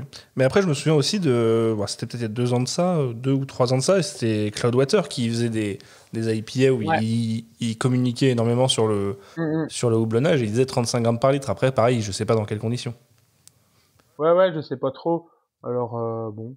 Bah, eux, je crois que c'était précisé au dry up, mais j'ai un petit doute. Je crois qu'ils mettaient dry up intensity, une petite vinée, un petit macaron sur la canette et 2 grammes par litre. Ça fait vendre au Beer Geek, ça. Ah, ça marche bien. Pour en revenir à la Naipa, puisque au final c'est un peu le style, le style phare maintenant, on en est même la double, triple et peut-être même plus si les brasseurs le veulent. Je sais pas, il y a un moment où ça devient trop. Bah, à partir du moment où t'arrives plus à la boire, ça fait chier. Ouais. Tu te souviens de ce qu'on a bu ensemble, Maxime, il y a pas longtemps? Dis-moi tout. Alors, quand t'étais chez moi, on a bu beaucoup de choses. Ouais, on a bu beaucoup de choses. Ah oui, il y en a une qu'on a mis à l'évier, hein, il y a 15 balles la canuche. Ah ouais. Ouais, on a goûté, c'était quoi? C'était quadruple dry up, quadruple ou quintuple IPA, je ne sais plus, de chez The Veil. Ouais. Alors, je pense The Veil, c'est quand même un truc je qui crois que j'ai même l'étiquette collée sur moi. Ouais. Oui, t'as dû repartir parce que l'étiquette était très jolie, mais oh mon dieu, c'était un jus de sucre et d'alcool, ça, c'était imbuvable. Ah ouais, je C'est marrant, me tu dis souvenais ça, plus. Je parce pensais que c'était une triple, tu vois, mais enfin une triple avec un bon gros dry up derrière. Non, mais tu sais, c'est une étiquette, elle est très jolie, mais tout est écrit genre en noir brillant transparence, sur noir ouais. mat, c'est illisible. Ah la vache. C'est marrant que tu parles de ça parce qu'en fait, il y a avec Lorenzo et Romain qui sont mes associés, on est parti au Manchester, au Cloudwater Festival à Manchester. C'était quoi, il y a peut-être 2 ans, presque 2 ans. Et en fait, il y avait plein de brasseries de malades, des Américains, plein d'Européens qui envoyaient du lourd et tout. Et il y avait les The Veil, il y avait plein d'autres. Et en fait, c'était un peu, j'exagère, mais le début des grosses New England, mais quand on voit vraiment du lourd, quoi. Ouais, bien sûr. Et on a été super déçus parce qu'en fait, on a goûté des bières qui étaient déjà quasiment toutes identiques, qui étaient des soupes de houblon, qui étaient pas agréables parce que pas vraiment équilibrées. Alors, il y avait rarement de l'amertume ou du burn, mais c'était juste, ça en devenait presque fade. Voilà, on n'arrivait rien à comprendre. C'était pas vraiment agréable à boire. Des Ouais, c'était quadruples, trop brouillon. Ouais, ultra brouillon, ce que j'aime pas du tout. Et du coup, moi, je suis ressorti du festival en disant, mais putain, en fait, en IPA, les mecs, ils font que de la merde, quoi. Alors, à l'époque, on n'en voyait pas de ce style-là, encore. Et en fait, tu peux être facilement déçu parce que les gars, ils veulent trop en faire et ils veulent l'étiquette de la plus grosse. Et je dis pas qu'on va pas faire une quadruple IPA un jour, hein, mais franchement, si on l'a fait, j'ai envie qu'elle ait de la gueule, quoi. Ouais, bah là, tu vois, j'ai retrouvé la bière en question. Là, donc, c'était la Sector 5 de chez The Veil. C'est une quintuple dry hop quadruple IPA à 12 degrés. Ouais. Ah ouais. Oh putain. Et il précise, mais le problème c'est que c'est des unités américaines donc je suis perdu, mais en gros qu'il y a en houblon, t'as du Galaxy, Mosaic, Enigma. Et en houblonnage, il parle de 12, je sais même pas, c'est des livres, je sais pas, c'est leur truc, par BBL. Je ne sais pas ce que ça veut dire BBL. Ouais, BBL, c'est en gros, c'est même si pas je des me gallons, trompe, non ? c'est à peu près 110 litres. BBL, c'est presque un hectolitre. C'est presque, Ok. je crois que c'est 110 litres, un truc comme ça. Ok. Après, s'ils ont mis en LBS, c'est des livres. Bah, c'est ça. Alors, attends. 12 livres, Je suis en train de regarder. 12 livres, ça ferait 5,4 6 kilos. kilos. Allez, on va dire 6 kilos pour 100 litres. 6 kilos pour 100 litres, ouais, ça fait quand même 60 grammes par litre. 60 grammes par litre. Ouais, bah, c'est dégoré, ouais. Ouais, ça... Alors, attends. Être dégoré de la bouche de quelqu'un qui est chez Piggy, c'est bon ou pas bon, Oh, bah, c'est rigolo d'être un goré quand même. Mais c'est bien, en même temps, ils ont dit quintuple dry up et au moins, ils ont vraiment balancé la dose parce que t'as des mecs qui disent, bah, j'ai fait un quintuple dry up et j'ai mis 1 gramme à chaque fois. C'est pour des gorés américains aussi. C'est un autre niveau de goré. C'est bien ça. Alors du coup, là, moi, comme je disais, je suis sur la Calista de chez Morardi et qui est catégorisé comme style DDH IPA. Pour toi, le double dry hop, en plus on parlait de quintuple dry hop, le double dry hop, quand on précise une double dry hop IPA, est-ce que c'est vraiment un style à part ou est-ce que c'est vraiment plus apparenté à une technique de brassage qu'on... Ouais. C'est plus la technique. En fait, double dry hop, ça veut rien dire, quoi. Mais pourquoi on fait des double dry hop ? Parce qu'en fait, si tu mets une trop grosse quantité de houblon d'un coup, il va avoir du mal à diffuser et à apporter autant d'aromatiques que si tu le fragmentais en deux. Bien sûr. Mais du coup, toutes les bières, une grande majorité des bières, type par exemple Naipa qu'on va retrouver maintenant dans le Comet, au final, ont eu un double dry hop. Ça dépend du process et du brasseur, de la quantité vraiment de houblon, mais par exemple, tu prends chez nous, tout est double dry hop, sauf des bières comme Pick Me Up, Carte Blanche, mais même les NEPA comme Heroica sont des double dry hop. Il y a même dernièrement, on a dû faire un triple dry hop, et c'est pas parce qu'on a voulu le faire, hein, c'est parce qu'on n'a pas eu le choix. On a fait la El Maestro, donc c'était la single up Mosaic, et cette bière-là, en fait, on l'a fait dans le tank de 75 hectolitres, et on s'est retrouvé à devoir balancer 150 kilos de pelé, hein. Et en fait, au-dessus de 50 kilos, ça commence à être tendu en un coup, parce qu'en plus, bon, c'est lié à notre process, mais on laisse un peu de CO2 résiduel, donc il y a un peu de moussage, un peu comme quand on voit les gushs de folie là des tanks. Mais nous, normalement, on n'est pas trop couillons, même si on est à l'abri de rien. Et on s'est pas fait baiser. Par contre, faut pas en mettre trop non plus, parce que sinon, bah, tu te rapproches du stade où tu te fais baiser. Donc, on a dû le mettre en 3 fois les 150 kilos. Donc, on pourrait dire qu'on a fait un triple dry up, mais au final, ça change rien, parce que c'est le même dosage au litre. Donc, non, c'est vraiment une question de process. Hein. Alors, attends, je vais passer sur une nouvelle question. J'adresse à vous deux. C'est un peu la question à 3 milliards. On reprend un peu la question d'entrée de l'épisode, mais précisée. Je vous ai demandé au tout début qu'est-ce que c'était une IPA pour vous. Je vais vous demander qu'est-ce que c'est une IPA pour vous, mais en 2021. Une IPA de 2021. Bah, vas-y, Max. j'ai pas plus Tu ne pourras pas copier, ouais. Ouais. Non, bah, une IPA, enfin, pour moi, j'ai pas l'impression. On peut dire que ça a pas changé, on peut toujours se souvenir un peu d'où ça vient, mais en même temps, il y a eu tellement d'évolution du style, du coup, qui est devenu une famille de styles, qu'une IPA, en fait, en 2021, ça veut plus rien dire. Faut toujours nuancer, je pense. Faut mettre des sous-genres, en fait. Mais si je pose la question, c'est aussi parce qu'on voit encore énormément de bières qui sont juste indiquées IPA sur leur bouteille ou leur canette. Ouais, mais ça faut oublier parce que, comme on l'a dit, malheureusement, c'est des gens qui servent un petit peu de la com, bah, comme les grands groupes, hein, Goudal qui fait une IPA. Ouais, alors, bien sûr, mais à côté de ça, tu le vois aussi chez les brasseries plutôt orientées bière geek. Ouais. On n'est peut-être pas au niveau, on est peut-être une brasserie qui est plus forcément trop d'actualité, mais tu vois, là, j'avais ma ma double West Coast de chez Brewski. J'ai une autre Brewski au frigo où il y a juste marqué IPA dessus. Et pourtant, Brewski, ils font des trucs quand même cool. Incapable de savoir ce qu'il y a dedans si je la goûte pas, quoi.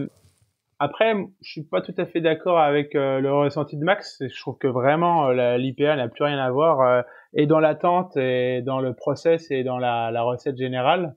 Pour moi maintenant les IPA, bon, t'as toujours des trucs un peu plus simples comme des Belgian IPA. Tu vas prendre une XX Bitter qui bougera jamais, mais l'IPA moderne, ça reste quand même un truc bombe de fruits super sexy. Alors des fois avec plus une tendance maltée pour équilibrer. Mais t'as quand même une belle soupe de houblon fruité avec pour t'en mettre plein la gueule, quoi.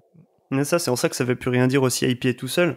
C'est que t'as quand même les styles qui étaient là il y a des années. Ah, ils sont toujours là. Ils sont toujours là et il y a toujours des gens qui les boivent. C'est plus les plus sexy comme tu dis, et c'est plus forcément les plus connus en plus. Il y a des gens qui les boivent, du coup ils sont rattrapés par d'autres styles.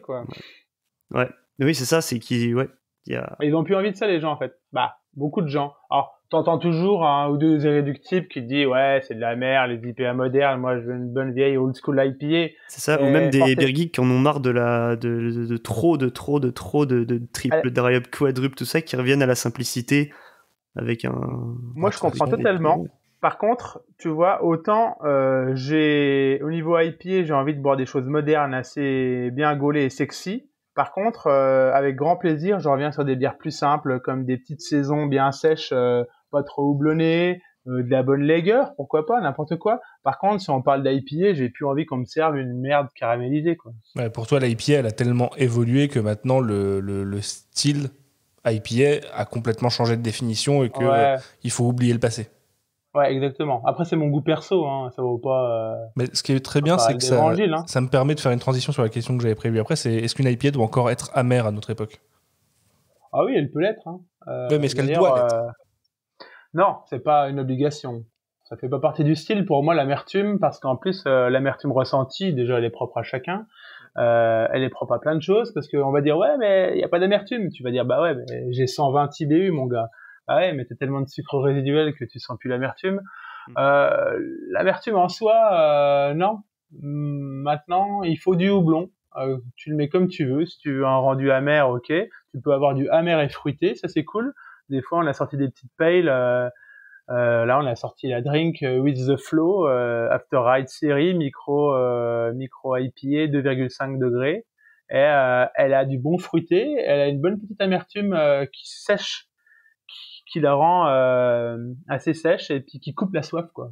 Moi, je suis assez d'accord avec Pierrot sur le fait que l'amertume, c'est pas une fin en soi. C'est tant qu'il y a du houblon, c'est ça qui définit. L'amertume n'est plus un critère intrinsèque à l'IPA, en fait. C'est ça, c'est ça qui. C'est le houblon qui définit l'IPA.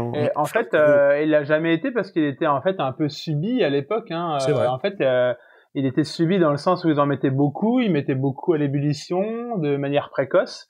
Et puis c'était induit par le process. Maintenant, je pense pas que dans les colonies en Inde, les gars voulaient absolument des bières amères, quoi. Non, bien sûr. Je m'en doute, ouais. Puis ils n'avaient pas le même goût que les gens du 21e siècle, hein, où on est formaté par l'industrie agroalimentaire du sursucré, très facile, pas d'amertume et tout. D'ailleurs, tu penses que le fait que maintenant il y ait de plus en plus d'intérêt pour l'amertume, que ce soit par l'IPA ou par d'autres aliments, c'est un peu comme en 80 aux États-Unis avec la renaissance du brassage amateur et des brasseries artisanales. C'est un peu un moyen de foutre tout à l'envers et de dire j'en ai ras-le-bol de l'industrie, donnez-moi des goûts que je connais pas. Un petit peu, l'amertume historiquement, c'est comment dire, c'est un avertisseur. Ouais, c'est quelque chose chez l'humain qui dit attention, danger, quoi. Attention, danger, poison. Souvent, c'était les baies amères étaient des poisons. Donc, apparemment, c'est ce que j'ai lu, hein, l'homme est amené à rejeter l'amertume au départ. J'ai lu tous les nourrissons le rejettent. Et en fait, après, c'est une éducation du goût. Alors, il y a des gens chez qui ça passe jamais, mais il y en a d'autres qui domptent ce côté amer et qui apprennent à en prendre énormément de plaisir. C'est bizarre ce que je dis, hein. C'est un petit peu comme des pratiques sexuelles des fois, j'en sais rien. mais après, une fois que tu sais l'apprécier, c'est le top, quoi. C'est ça. Mais j'avais vu récemment, en plus, dans une vidéo, je sais pas si vous connaissez David Castello-Lopez, qui a fait Depuis quand ça existe, bien sûr. Qui avait fait une vidéo sur les IPA. Sosie de notre ami Mike Maforcé. C'est vrai. Oh putain, j'ai jamais fait le rapprochement. Et lui, il avait fait, dans cette vidéo-là sur les IPA, il avait mis le doigt sur quelque chose d'assez pertinent. C'est justement les choses amères en général, pas que dans les IPA, étaient assez à la mode en ce moment, notamment avec le chocolat noir, la roquette, plein de trucs comme ça, et les IPA. Et en fait, ça donne l'impression que comme c'est quelque chose d'un peu plus difficile à aimer, c'est peut-être meilleur pour la santé. Par exemple, du coup, l'amertume, ce serait meilleur que le sucre, qui est plus facile, qui est plus accessible, qu'on aime tous, mais qui est pas bon pour la santé. Il y a un peu ce paradoxe-là. Ouais, je comprends. Dans le conscient collectif. Voilà. Bon, maintenant, on va se nourrir pour être svelte et fit d'IPA et d'endive. Exactement. Comme on disait que l'IPA ne doit plus forcément être amer et que le style a complètement évolué avec le temps, question suivante, c'est qu'est-ce qu'on fout du BJCP ? On le brûle ? Ouais, moi les codes, ça m'a toujours cassé les couilles, alors bon. Certes, c'est intéressant de pouvoir quand même un petit peu normer les choses, mais faut pas non plus être un psychopathe et se mettre des barrières, quoi. Moi, je pense que les gens ont leur interprétation. C'est un peu comme dans tout art, tu vois, dans la peinture, dans la littérature, dans le machin. Chacun a son interprétation de style ou de machin, et puis ils font ce qu'ils veulent. Alors après, si on trompe les gens en disant ça c'est une IPA alors que c'est une sour, ça va être un peu bizarre, quoi. Mais je pense pas qu'il va se prendre trop la tête avec le BJCP, en tout cas à mon sens. De dégustateur et de brasseur, je m'en cogne un peu, quoi. Oui. Après, je trouve que le BJCP en fait a toujours eu un intérêt dans un cadre de jury, de dégustation, de concours, parce qu'il faut pouvoir mettre des codes sur des styles pour pouvoir les juger. Mais est-ce que c'est vraiment quelque chose dont on doit prendre compte et prendre en considération quand on est brasseur et qu'on veut, alors peut-être un peu capitaliste ce que je veux dire, mais on veut vendre son produit, et pour vendre son produit on veut faire plaisir au client final, et le client final c'est pas le jury qui va mettre une note dans un concours. C'est clair, ça peut aider, mais ça fait pas tout. Et c'est marrant que tu dises ça, parce que moi j'aime pas les concours, donc c'est peut-être pour ça que j'aime pas le BJCP, quoi. Vous avez jamais présenté de bière en concours avec Piggy ?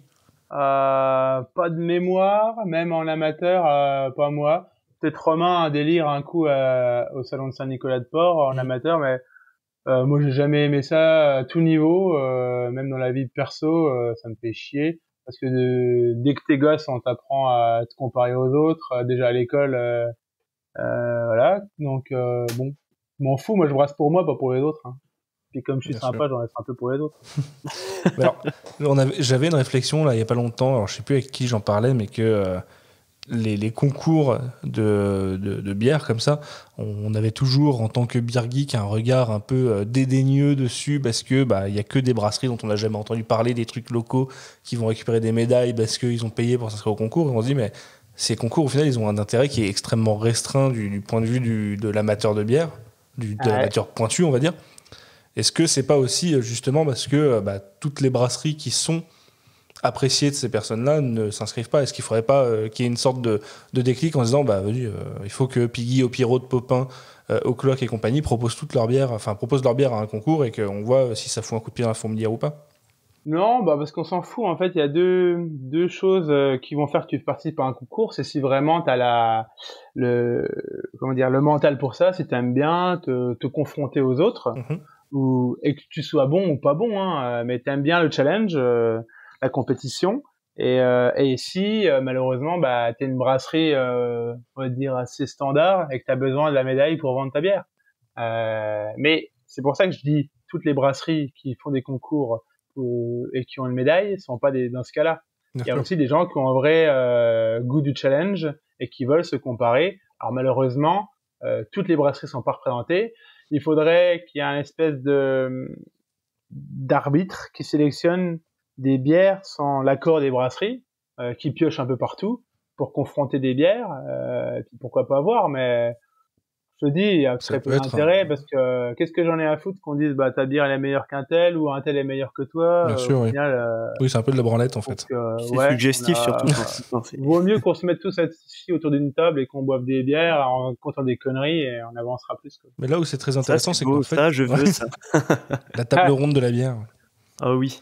Mais là où tu réponds à un dilemme que j'ai dans ma tête depuis longtemps et sur lequel je bosse pour un épisode en mode comment on doit juger une bière. En fait, je pense qu'avec ce que tu viens de dire, je réalise un peu que le BJCP, c'est bien mignon 2 secondes, mais au final, en tant que brasseur, ce qui t'importe, c'est l'avis du consommateur et donc la note Untapped qui va être liée au goût de chacun et non pas est-ce que ma bière respecte des critères de style qui ont été écrits par on ne sait qui et qui sont ultra techniques et arbitraires. Tout à fait, parce qu'en fait, tu peux avoir la meilleure bière du monde. Imaginons que tu la mettes pas dans la bonne catégorie ou qu'elle appartienne à aucune catégorie, elle va pas avoir la note qu'elle mérite alors que c'est la meilleure bière du monde. Alors quand j'ai meilleure bière du monde, c'est meilleure bière du monde pour dégustateur. Ouais, bien sûr. Bon, après il y a quand même des tendances. Quand tu goûtes des vrais bijoux, que ce soit en bière ou en autre chose, quand il y a des gens un petit peu pointus, ils se rendent compte de la qualité intrinsèque du produit, quoi. On connaît bien le problème de tous les brasseurs qui font de la fermentation spontanée ou mixte, mais qui ne sont pas des lambics et qui sont coincés quelque part dans la catégorie Sour Other de Untapped. La fameuse... le fourre-tout. La fameuse catégorie Sour Other. Ouais. Bon, du coup, en fait... Au final, avec tout ce qu'on a échangé, c'est que l'IPA, elle a beaucoup évolué depuis sa création. Elle a suivi de nombreuses transformations au point de devenir un style qui a complètement changé et surtout une famille de styles. Et ce qui ressort aussi de tout ça, c'est que maintenant, tu l'évoquais tout à l'heure, Pierrot, c'est que l'IPA, c'est un style qui est devenu connu du grand public. Ouais. Quand tu vas dans un bistrot, un bar qui n'est pas un bar à bière ou craft ou même un bar à bière, on va dire plus de bière spéciale, quand tu vas dans un bar plutôt traditionnel, même un bar en contrabrasseur, tu vas avoir ta blonde, ton ambrée, ta blanche et une IPA. Ouais, maintenant tout le monde connaît l'IPA et même des gens qui savent même pas ce que c'est ont entendu parler et te posent la question mais c'est quoi une IPA parce qu'on entend parler de ça partout et tout machin alors que c'est un gars qui coûte même pas de bière quoi, il connaît rien mais il a entendu ça à la pub, il a vu un truc machin et c'est marrant ce que tu te dis là de rentrer dans un bar, d'avoir une blanche machin, une IPA, c'est que nous on a certains bars en local où on a essayé de démarcher parce que c'était des beaux emplacements et ces mecs nous disaient non mais écoutez moi je suis pas là pour vendre un produit, je suis là pour proposer ce qu'on me demande. Alors quelqu'un rentre et il veut une Hoegaarden, alors moi je sers une Hoegaarden. Il veut une lèvre, je sers une lèvre. Et dernièrement les clients sont rentrés dans les bars en demandant des IPA quoi. Et les gars ils ont dit non mais attendez c'est quoi ce délire des IPA ouais. Alors du coup ils commencent à s'y mettre. Mais en effet un très large public commence à connaître et commence à aimer. Et je pense que c'est la version moderne de l'IPA qui le fait l'apprécier. Et j'en ai la certitude parce que tous les gens, j'ai même des gens à qui j'ai fait goûter des bières qui me disaient non mais IPA c'est de la merde, moi je peux pas boire ça quoi. Et ils goûtent la bière Et là, ils prennent des claques dans la gueule en disant non mais c'est pas ça une IPA. Ah bah si, ça c'est vraiment une IPA, mais une IPA est différente de ce que tu as bu avant. C'est la dernière version que tu peux connaître de l'IPA, quoi. C'est 3.0 quoi. C'est ça. Et vraiment, c'est le style moderne qui a permis vraiment la démocratisation de l'IPA. Et quand je dis style moderne, tu vois, rien qu'une vedette IPA qui est un grand classique belge, et bah c'est dans la veine moderne. C'est doux, c'est fruité. C'est pas des bombes, mais c'est ultra accessible. Au même titre qu'une double NEIPA Piggy va être ultra accessible. Elle va être un peu plus riche, complexe et beaucoup plus chère. Mais c'est la même idée. Une bière facile, fruitée, sexy. Et du coup, l'IPA qui a été connue du grand public, comme tu dis, c'est l'IPA moderne. Alors que clairement, quand on reprend un peu la problématique de tout à l'heure, c'est que si tu as une IPA, enfin une bière sur laquelle il y a marqué IPA uniquement sur la canette, la personne qui n'est pas très avertie va peut-être tomber sur, je sais pas, sur une English IPA ou un truc beaucoup plus amer ou complètement différent sur le profil et être perdu, déçu face à ce style. Il y a deux possibilités. Soit le gars, comme tu dis, il va être perdu, déçu, il va se faire niquer et il va se faire niquer une fois. Ou alors, malheureusement pour lui, il a pas de palais, il en a rien à branler. Ou peut-être même, il aime bien les bières comme ça. Et puis là, il s'en rend même pas compte, quoi. Ça, il boit ça juste parce que c'est différent du quatuor brune ambrée. Puis peut-être qu'il trouve ça meilleur que sa bière standard, quoi. Alors, est-ce que c'est le fait que l'IPA soit devenu un style tellement démocratisé chez les beer geeks qui a fait qu'elle est arrivée au niveau du grand public? Le beer geek a vraiment une influence à ce niveau-là? Pas que, c'est aussi parce que les indus s'y sont intéressés quand ils ont vu l'engouement qu'il pouvait y avoir. Les indus, ils essaient de racheter des microbrasseries, c'est pas pour rien. Et donc ils s'intéressent à tout ce qui se fait. Et tous les Goudal IPA, les Jeanlin IPA, les machins, c'est beaucoup ça qui a démocratisé, en tout cas pour une certaine catégorie des consommateurs, c'est ça qui leur a ouvert les yeux et qui a pu les tourner vers l'IPA. Alors il y a ceux qui se contentent de la Jeanlin IPA, et puis il y a ceux qui veulent aller voir un peu plus loin. Bien sûr. Et puis aussi, tous les micro-brasseries, comme nous ou d'autres, qui percent dans les bars et qui prennent des becs aux indus, ou alors qui séduisent des gens qui ouvrent des bars craft. Et la multiplication des bars craft, comme on en voit partout dans les grandes villes maintenant, a formé le grand public. Et aussi les caves. Les caves, énormément, ont fait un gros travail en France. Les brasseurs parce qu'ils ont fourni la matière première, mais ceux qui ont fait le gros boulot, c'est les bars spécialisés et les caves spécialisées. Est-ce que tu penses que le fait que l'IPA soit démocratisé comme ça auprès du grand public fait que certaines brasseries se sentent obligées d'en faire? Et je pense pas, là on parle des industriels, mais je pense même à d'autres échelles, quoi, des brasseries artisanales, notamment des petites brasseries locales, tu vois, les brasseries qui brassent dans leur coin quelques dizaines, centaines d'hectos et font une blanche, une blonde, une ambrée pour les bistrots du coin. Est-ce que eux aussi se sentent presque obligés de dire il me faut une IPA dans ma gamme maintenant? Ouais, c'est ça, ils savent qu'il y a une grosse demande, et puis c'est aussi parce que c'est un style qui séduit beaucoup et que les gens veulent expérimenter, ils veulent apprendre à le faire. Ils veulent apprendre comment on fait une IPA, alors le résultat est pas toujours à la hauteur, mais déjà ils ont envie de ça, et puis en plus ils ont la clientèle qui demande. Donc ça, faut sauver le compte en banque, quoi. Quand tu commences, sauver le compte en banque, et puis simplement parce que les gars veulent ça, et bon, c'est pour répondre à une demande.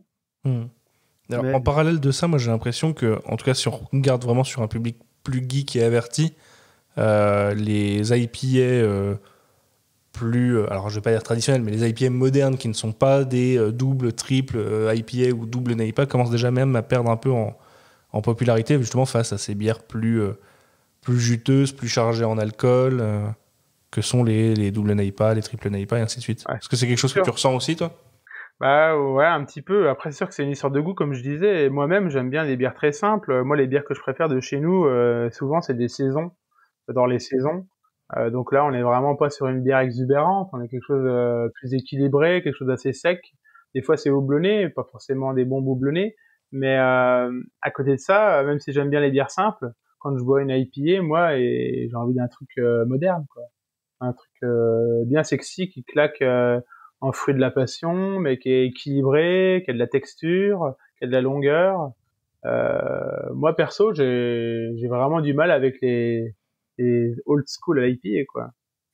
Après, est-ce qu'il n'y a pas aussi chez les geeks un côté un peu la course au toujours plus de curiosité, de dépasser les limites du brassage, de l'expérimentation, etc. aussi.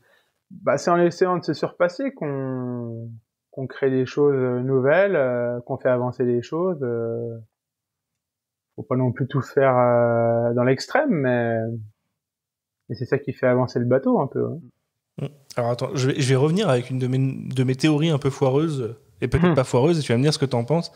C'est que on avait évoqué tout à l'heure que le public beer geek et on va dire amateur de craft est quand même relativement jeune. Et est-ce que tu penses que le fait que justement toutes ces bières type double, triple NEIPA soient à la mode parce qu'elles sont plus faciles d'accès en termes d'aromatiques, et notamment, moi je pensais au fait qu'elles aient, mine de rien, par rapport à leur volume d'alcool, pas mal de sucre résiduel en général. Non, C'est un tout peu à la fait. transition facile, tu sais, du enfin, je dis nous à notre époque. Moi, je sais que quand je suis tombé dans la bière, avant d'arriver dans la craft, je suis passé par la belge, qui est quand même bien chargée en sucre. Est-ce que c'est pas, est-ce que NEIPA is the new belge, quoi? Bah, moi, je suis absolument d'accord avec ça. C'est une très grosse porte d'accès, très avec euh, des styles techniques, mais qui sont très sexy, très faciles. Comme à l'époque, on s'envoyait des triples carmélites et que Oui. c'était le Saint Graal et des trucs super faciles à boire, quoi. Mmh. Je pense que tout à fait, il y a de ça. Alors après, c'est dans les consommateurs. On parle d'une population assez jeune, mais il y a quand même une tranche d'âge aussi assez moyenne, on va dire dans les 30-40 ans, Ouais, je suis qui, dedans, ça va. qui est très ouverte à ça, quoi. C'est pas que des petits genoux hein, qui boivent du sirop et du jus de fruits. Hein. Non, je suis d'accord. Après, c'est peut-être un ressenti Ouais. qui est biaisé, mais j'ai l'impression que l'explosion de la craft sur les peut-être 3-4 dernières années s'est fait pas mal avec une population peut-être de 20-25 ans, Bah, plus qu'avant.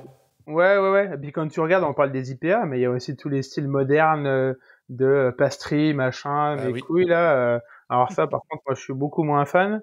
Tu vois, les pastries sour, les Russes là, qui mettent des espèces de Des purées de smoothies. fruits en canettes et qui les secouent. Alors tous les gars qui secouent les canettes avant de les ouvrir, j'ai envie de les taper quoi. Euh, c'est- mais bon, voilà, moi, je pense que dans le moderne, on fait beaucoup de trucs très faciles d'accès.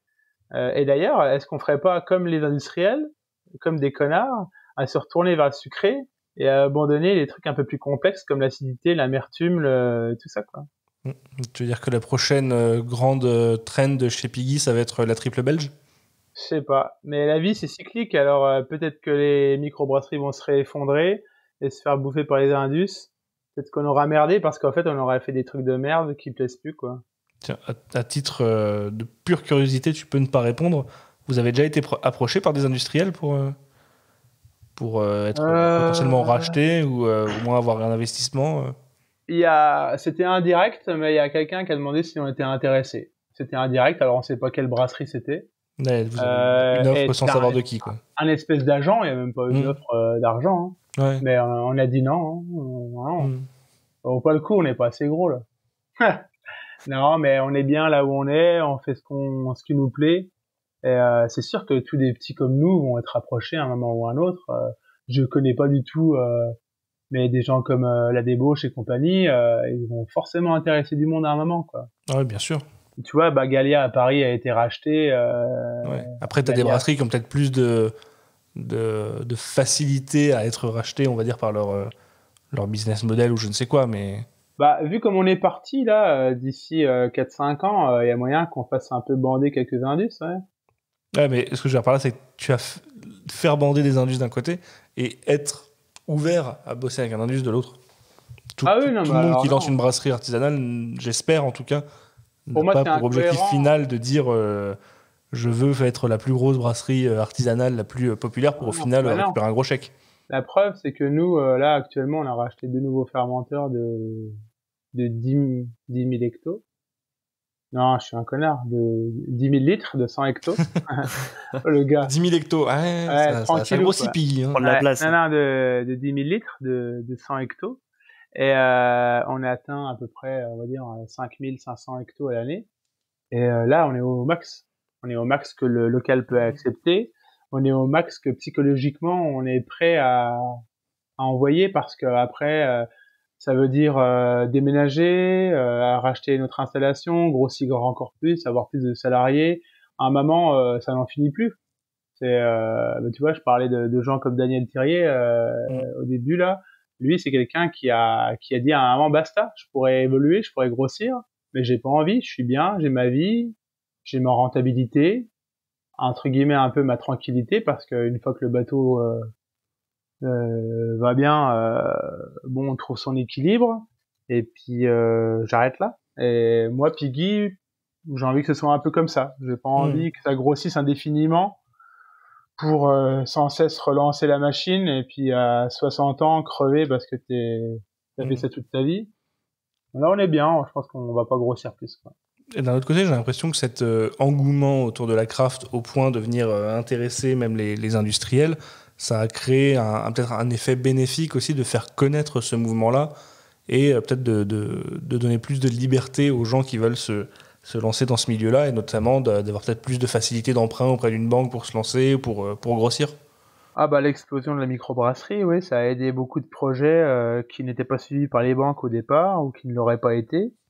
Et maintenant, les banques sont plus rassurées. C'est un domaine qui est en pleine explosion. Et du coup, c'est ce qui permet à des gens comme nous d'avoir eu un emprunt conséquent pour démarrer. Ouais. Alors, je reviens à ce que tu disais tout à l'heure sur les styles à la mode chez les beer geeks. Alors forcément, on est toujours sur la trend très très forte de l'IPA, la NEIPA, la double NEIPA et ainsi de suite. Tu parlais aussi de tout ce qui est pastry, des grosses bières, des Imperial Stout ultra chargées en adjonction, en vieillissement en barrique. On a aussi les fameux smoothies russes qui commencent à faire un peu parler d'eux. Est-ce que on commence à peut-être arriver sur le déclin de l'IPA ? Ouais, je pense pas le déclin, mais bon, faut se méfier, comme je le disais, à pas se mettre à faire n'importe quoi non plus. Alors nous-mêmes, on a fait des trucs un peu couillons, zinzin, mais c'est occasionnel. Moi, des fois, je dis ouais, mais attendez, j'aimerais bien brasser une bière normale, quoi. J'aimerais bien brasser un petit porteur sans addition, sans rien, quoi. Un truc pour regoûter une bière un peu normale, quoi. C'est pour ça que de temps en temps, on voit des petites piggy qui sortent, Alors ouais, qui sont un peu en décalage avec ce oui. qui... Et c'est dingue parce que du coup, souvent, elles sont boudées. Genre, nous, on a une bière que j'ai adorée. Alors, j'ai surtout adoré le premier brassin qu'on a fait il y a au moins 3 ans chez Hoppy Road. C'était la Mr. Brown. Mr. Brown, c'est English Brown Ale. On avait utilisé un malt anglais de chez Crisp, qui était exceptionnel et qui est meilleur que celui qu'on utilise maintenant. Et on a eu une bière qui était absolument fantastique et qui était une bière pure parce que c'est un style simple mais c'était ma bière c'était ma daily beer, quoi. Et je prenais autant de plaisir à boire ça les soirs en rentrant que de me boire une IPA. Et c'est ça qui est génial, c'est de réussir à avoir une bière simple, un style simple, mais à prendre un plaisir de ouf parce qu'elle est trop bien réalisée. Ouais, je comprends. Je comprends. C'est elle qui m'a un peu donné cette impression-là. Enfin après, c'est peut-être pas aussi simple que ça, mais j'ai trouvé ça assez simple dans le goût et assez pur. C'est de chez vous, c'est la Speakeasy.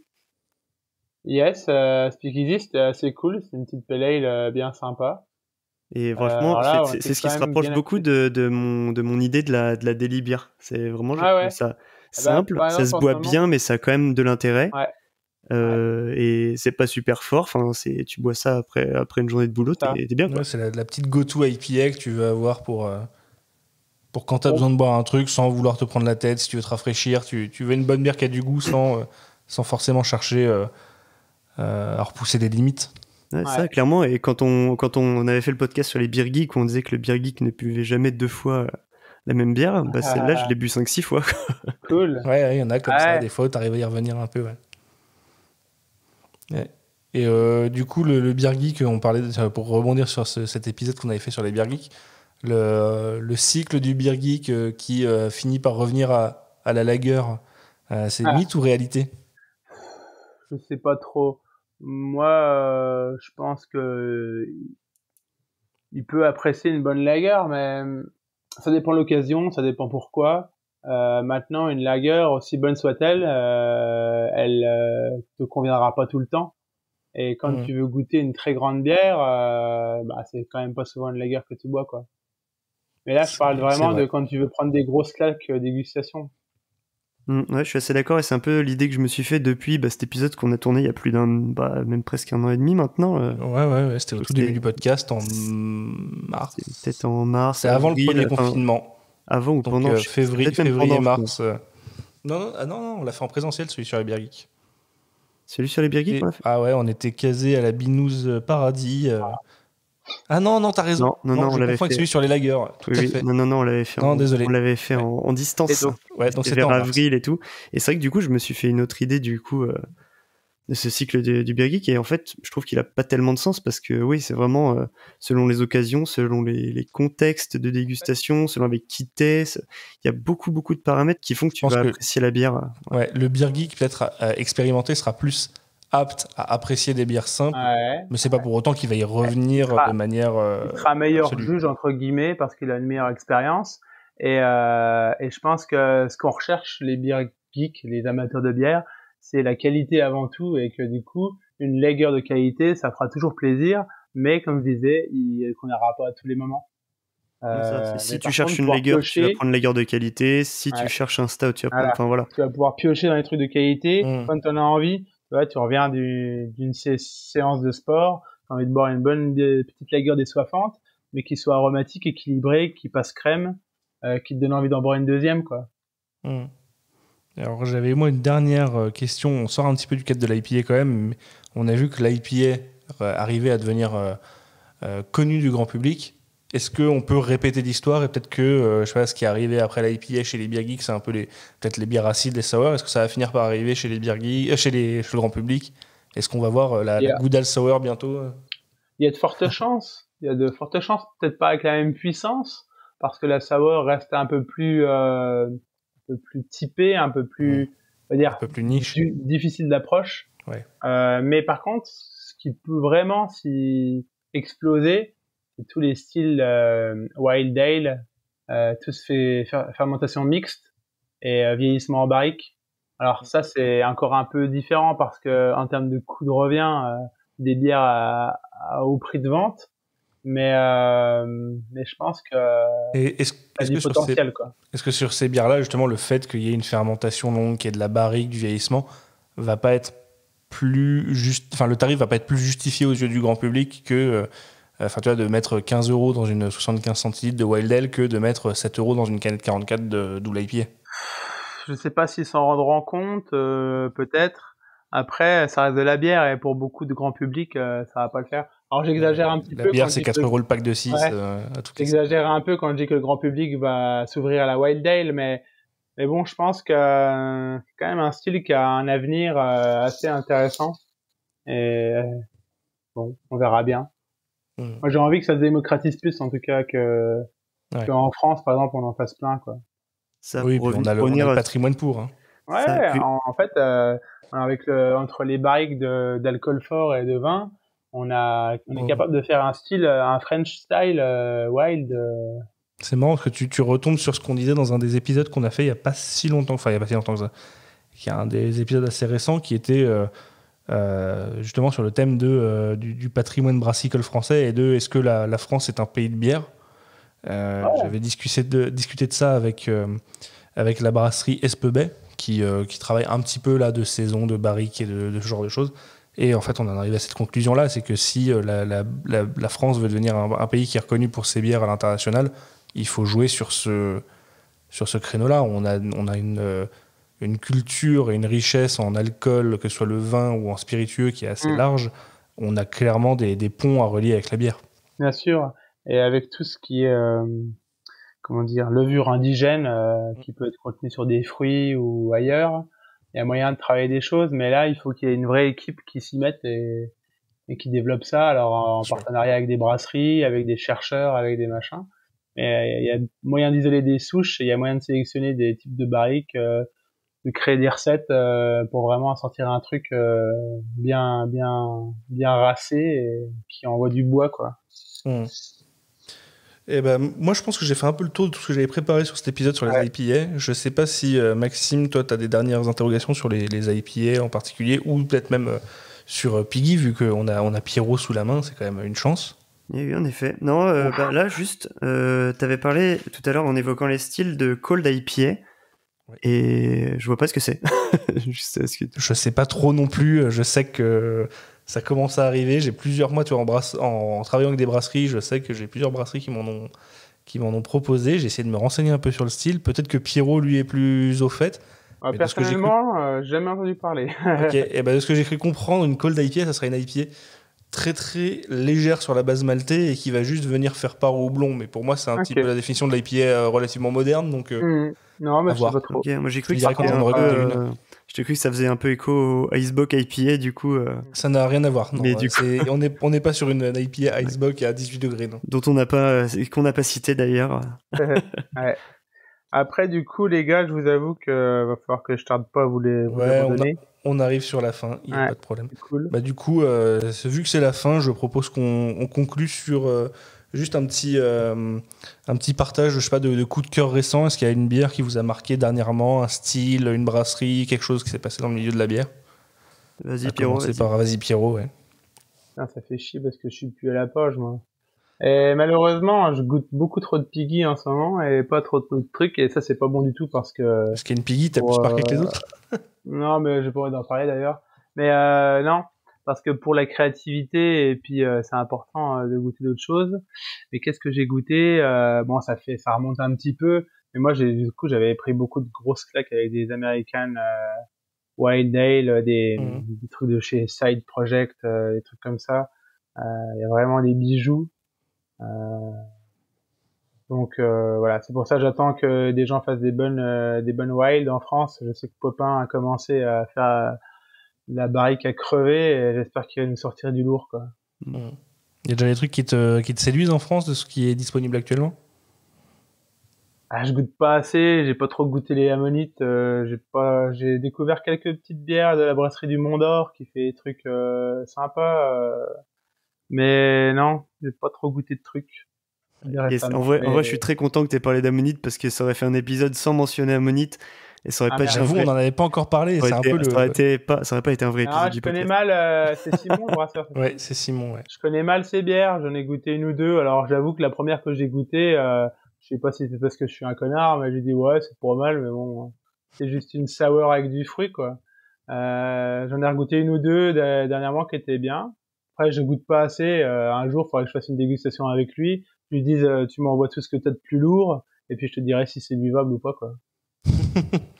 Ouais, c'est vrai que c'est un petit peu notre fil rouge, Simon. Le premier épisode, on l'a enregistré avec lui, on en a fait 2 autres avec lui derrière, et je crois qu'il se passe pas un épisode sans qu'on le mentionne au final. Donc, bah alors, je suis content de l'avoir. Voilà, t'as perpétué la tradition. Cool. C'est fou.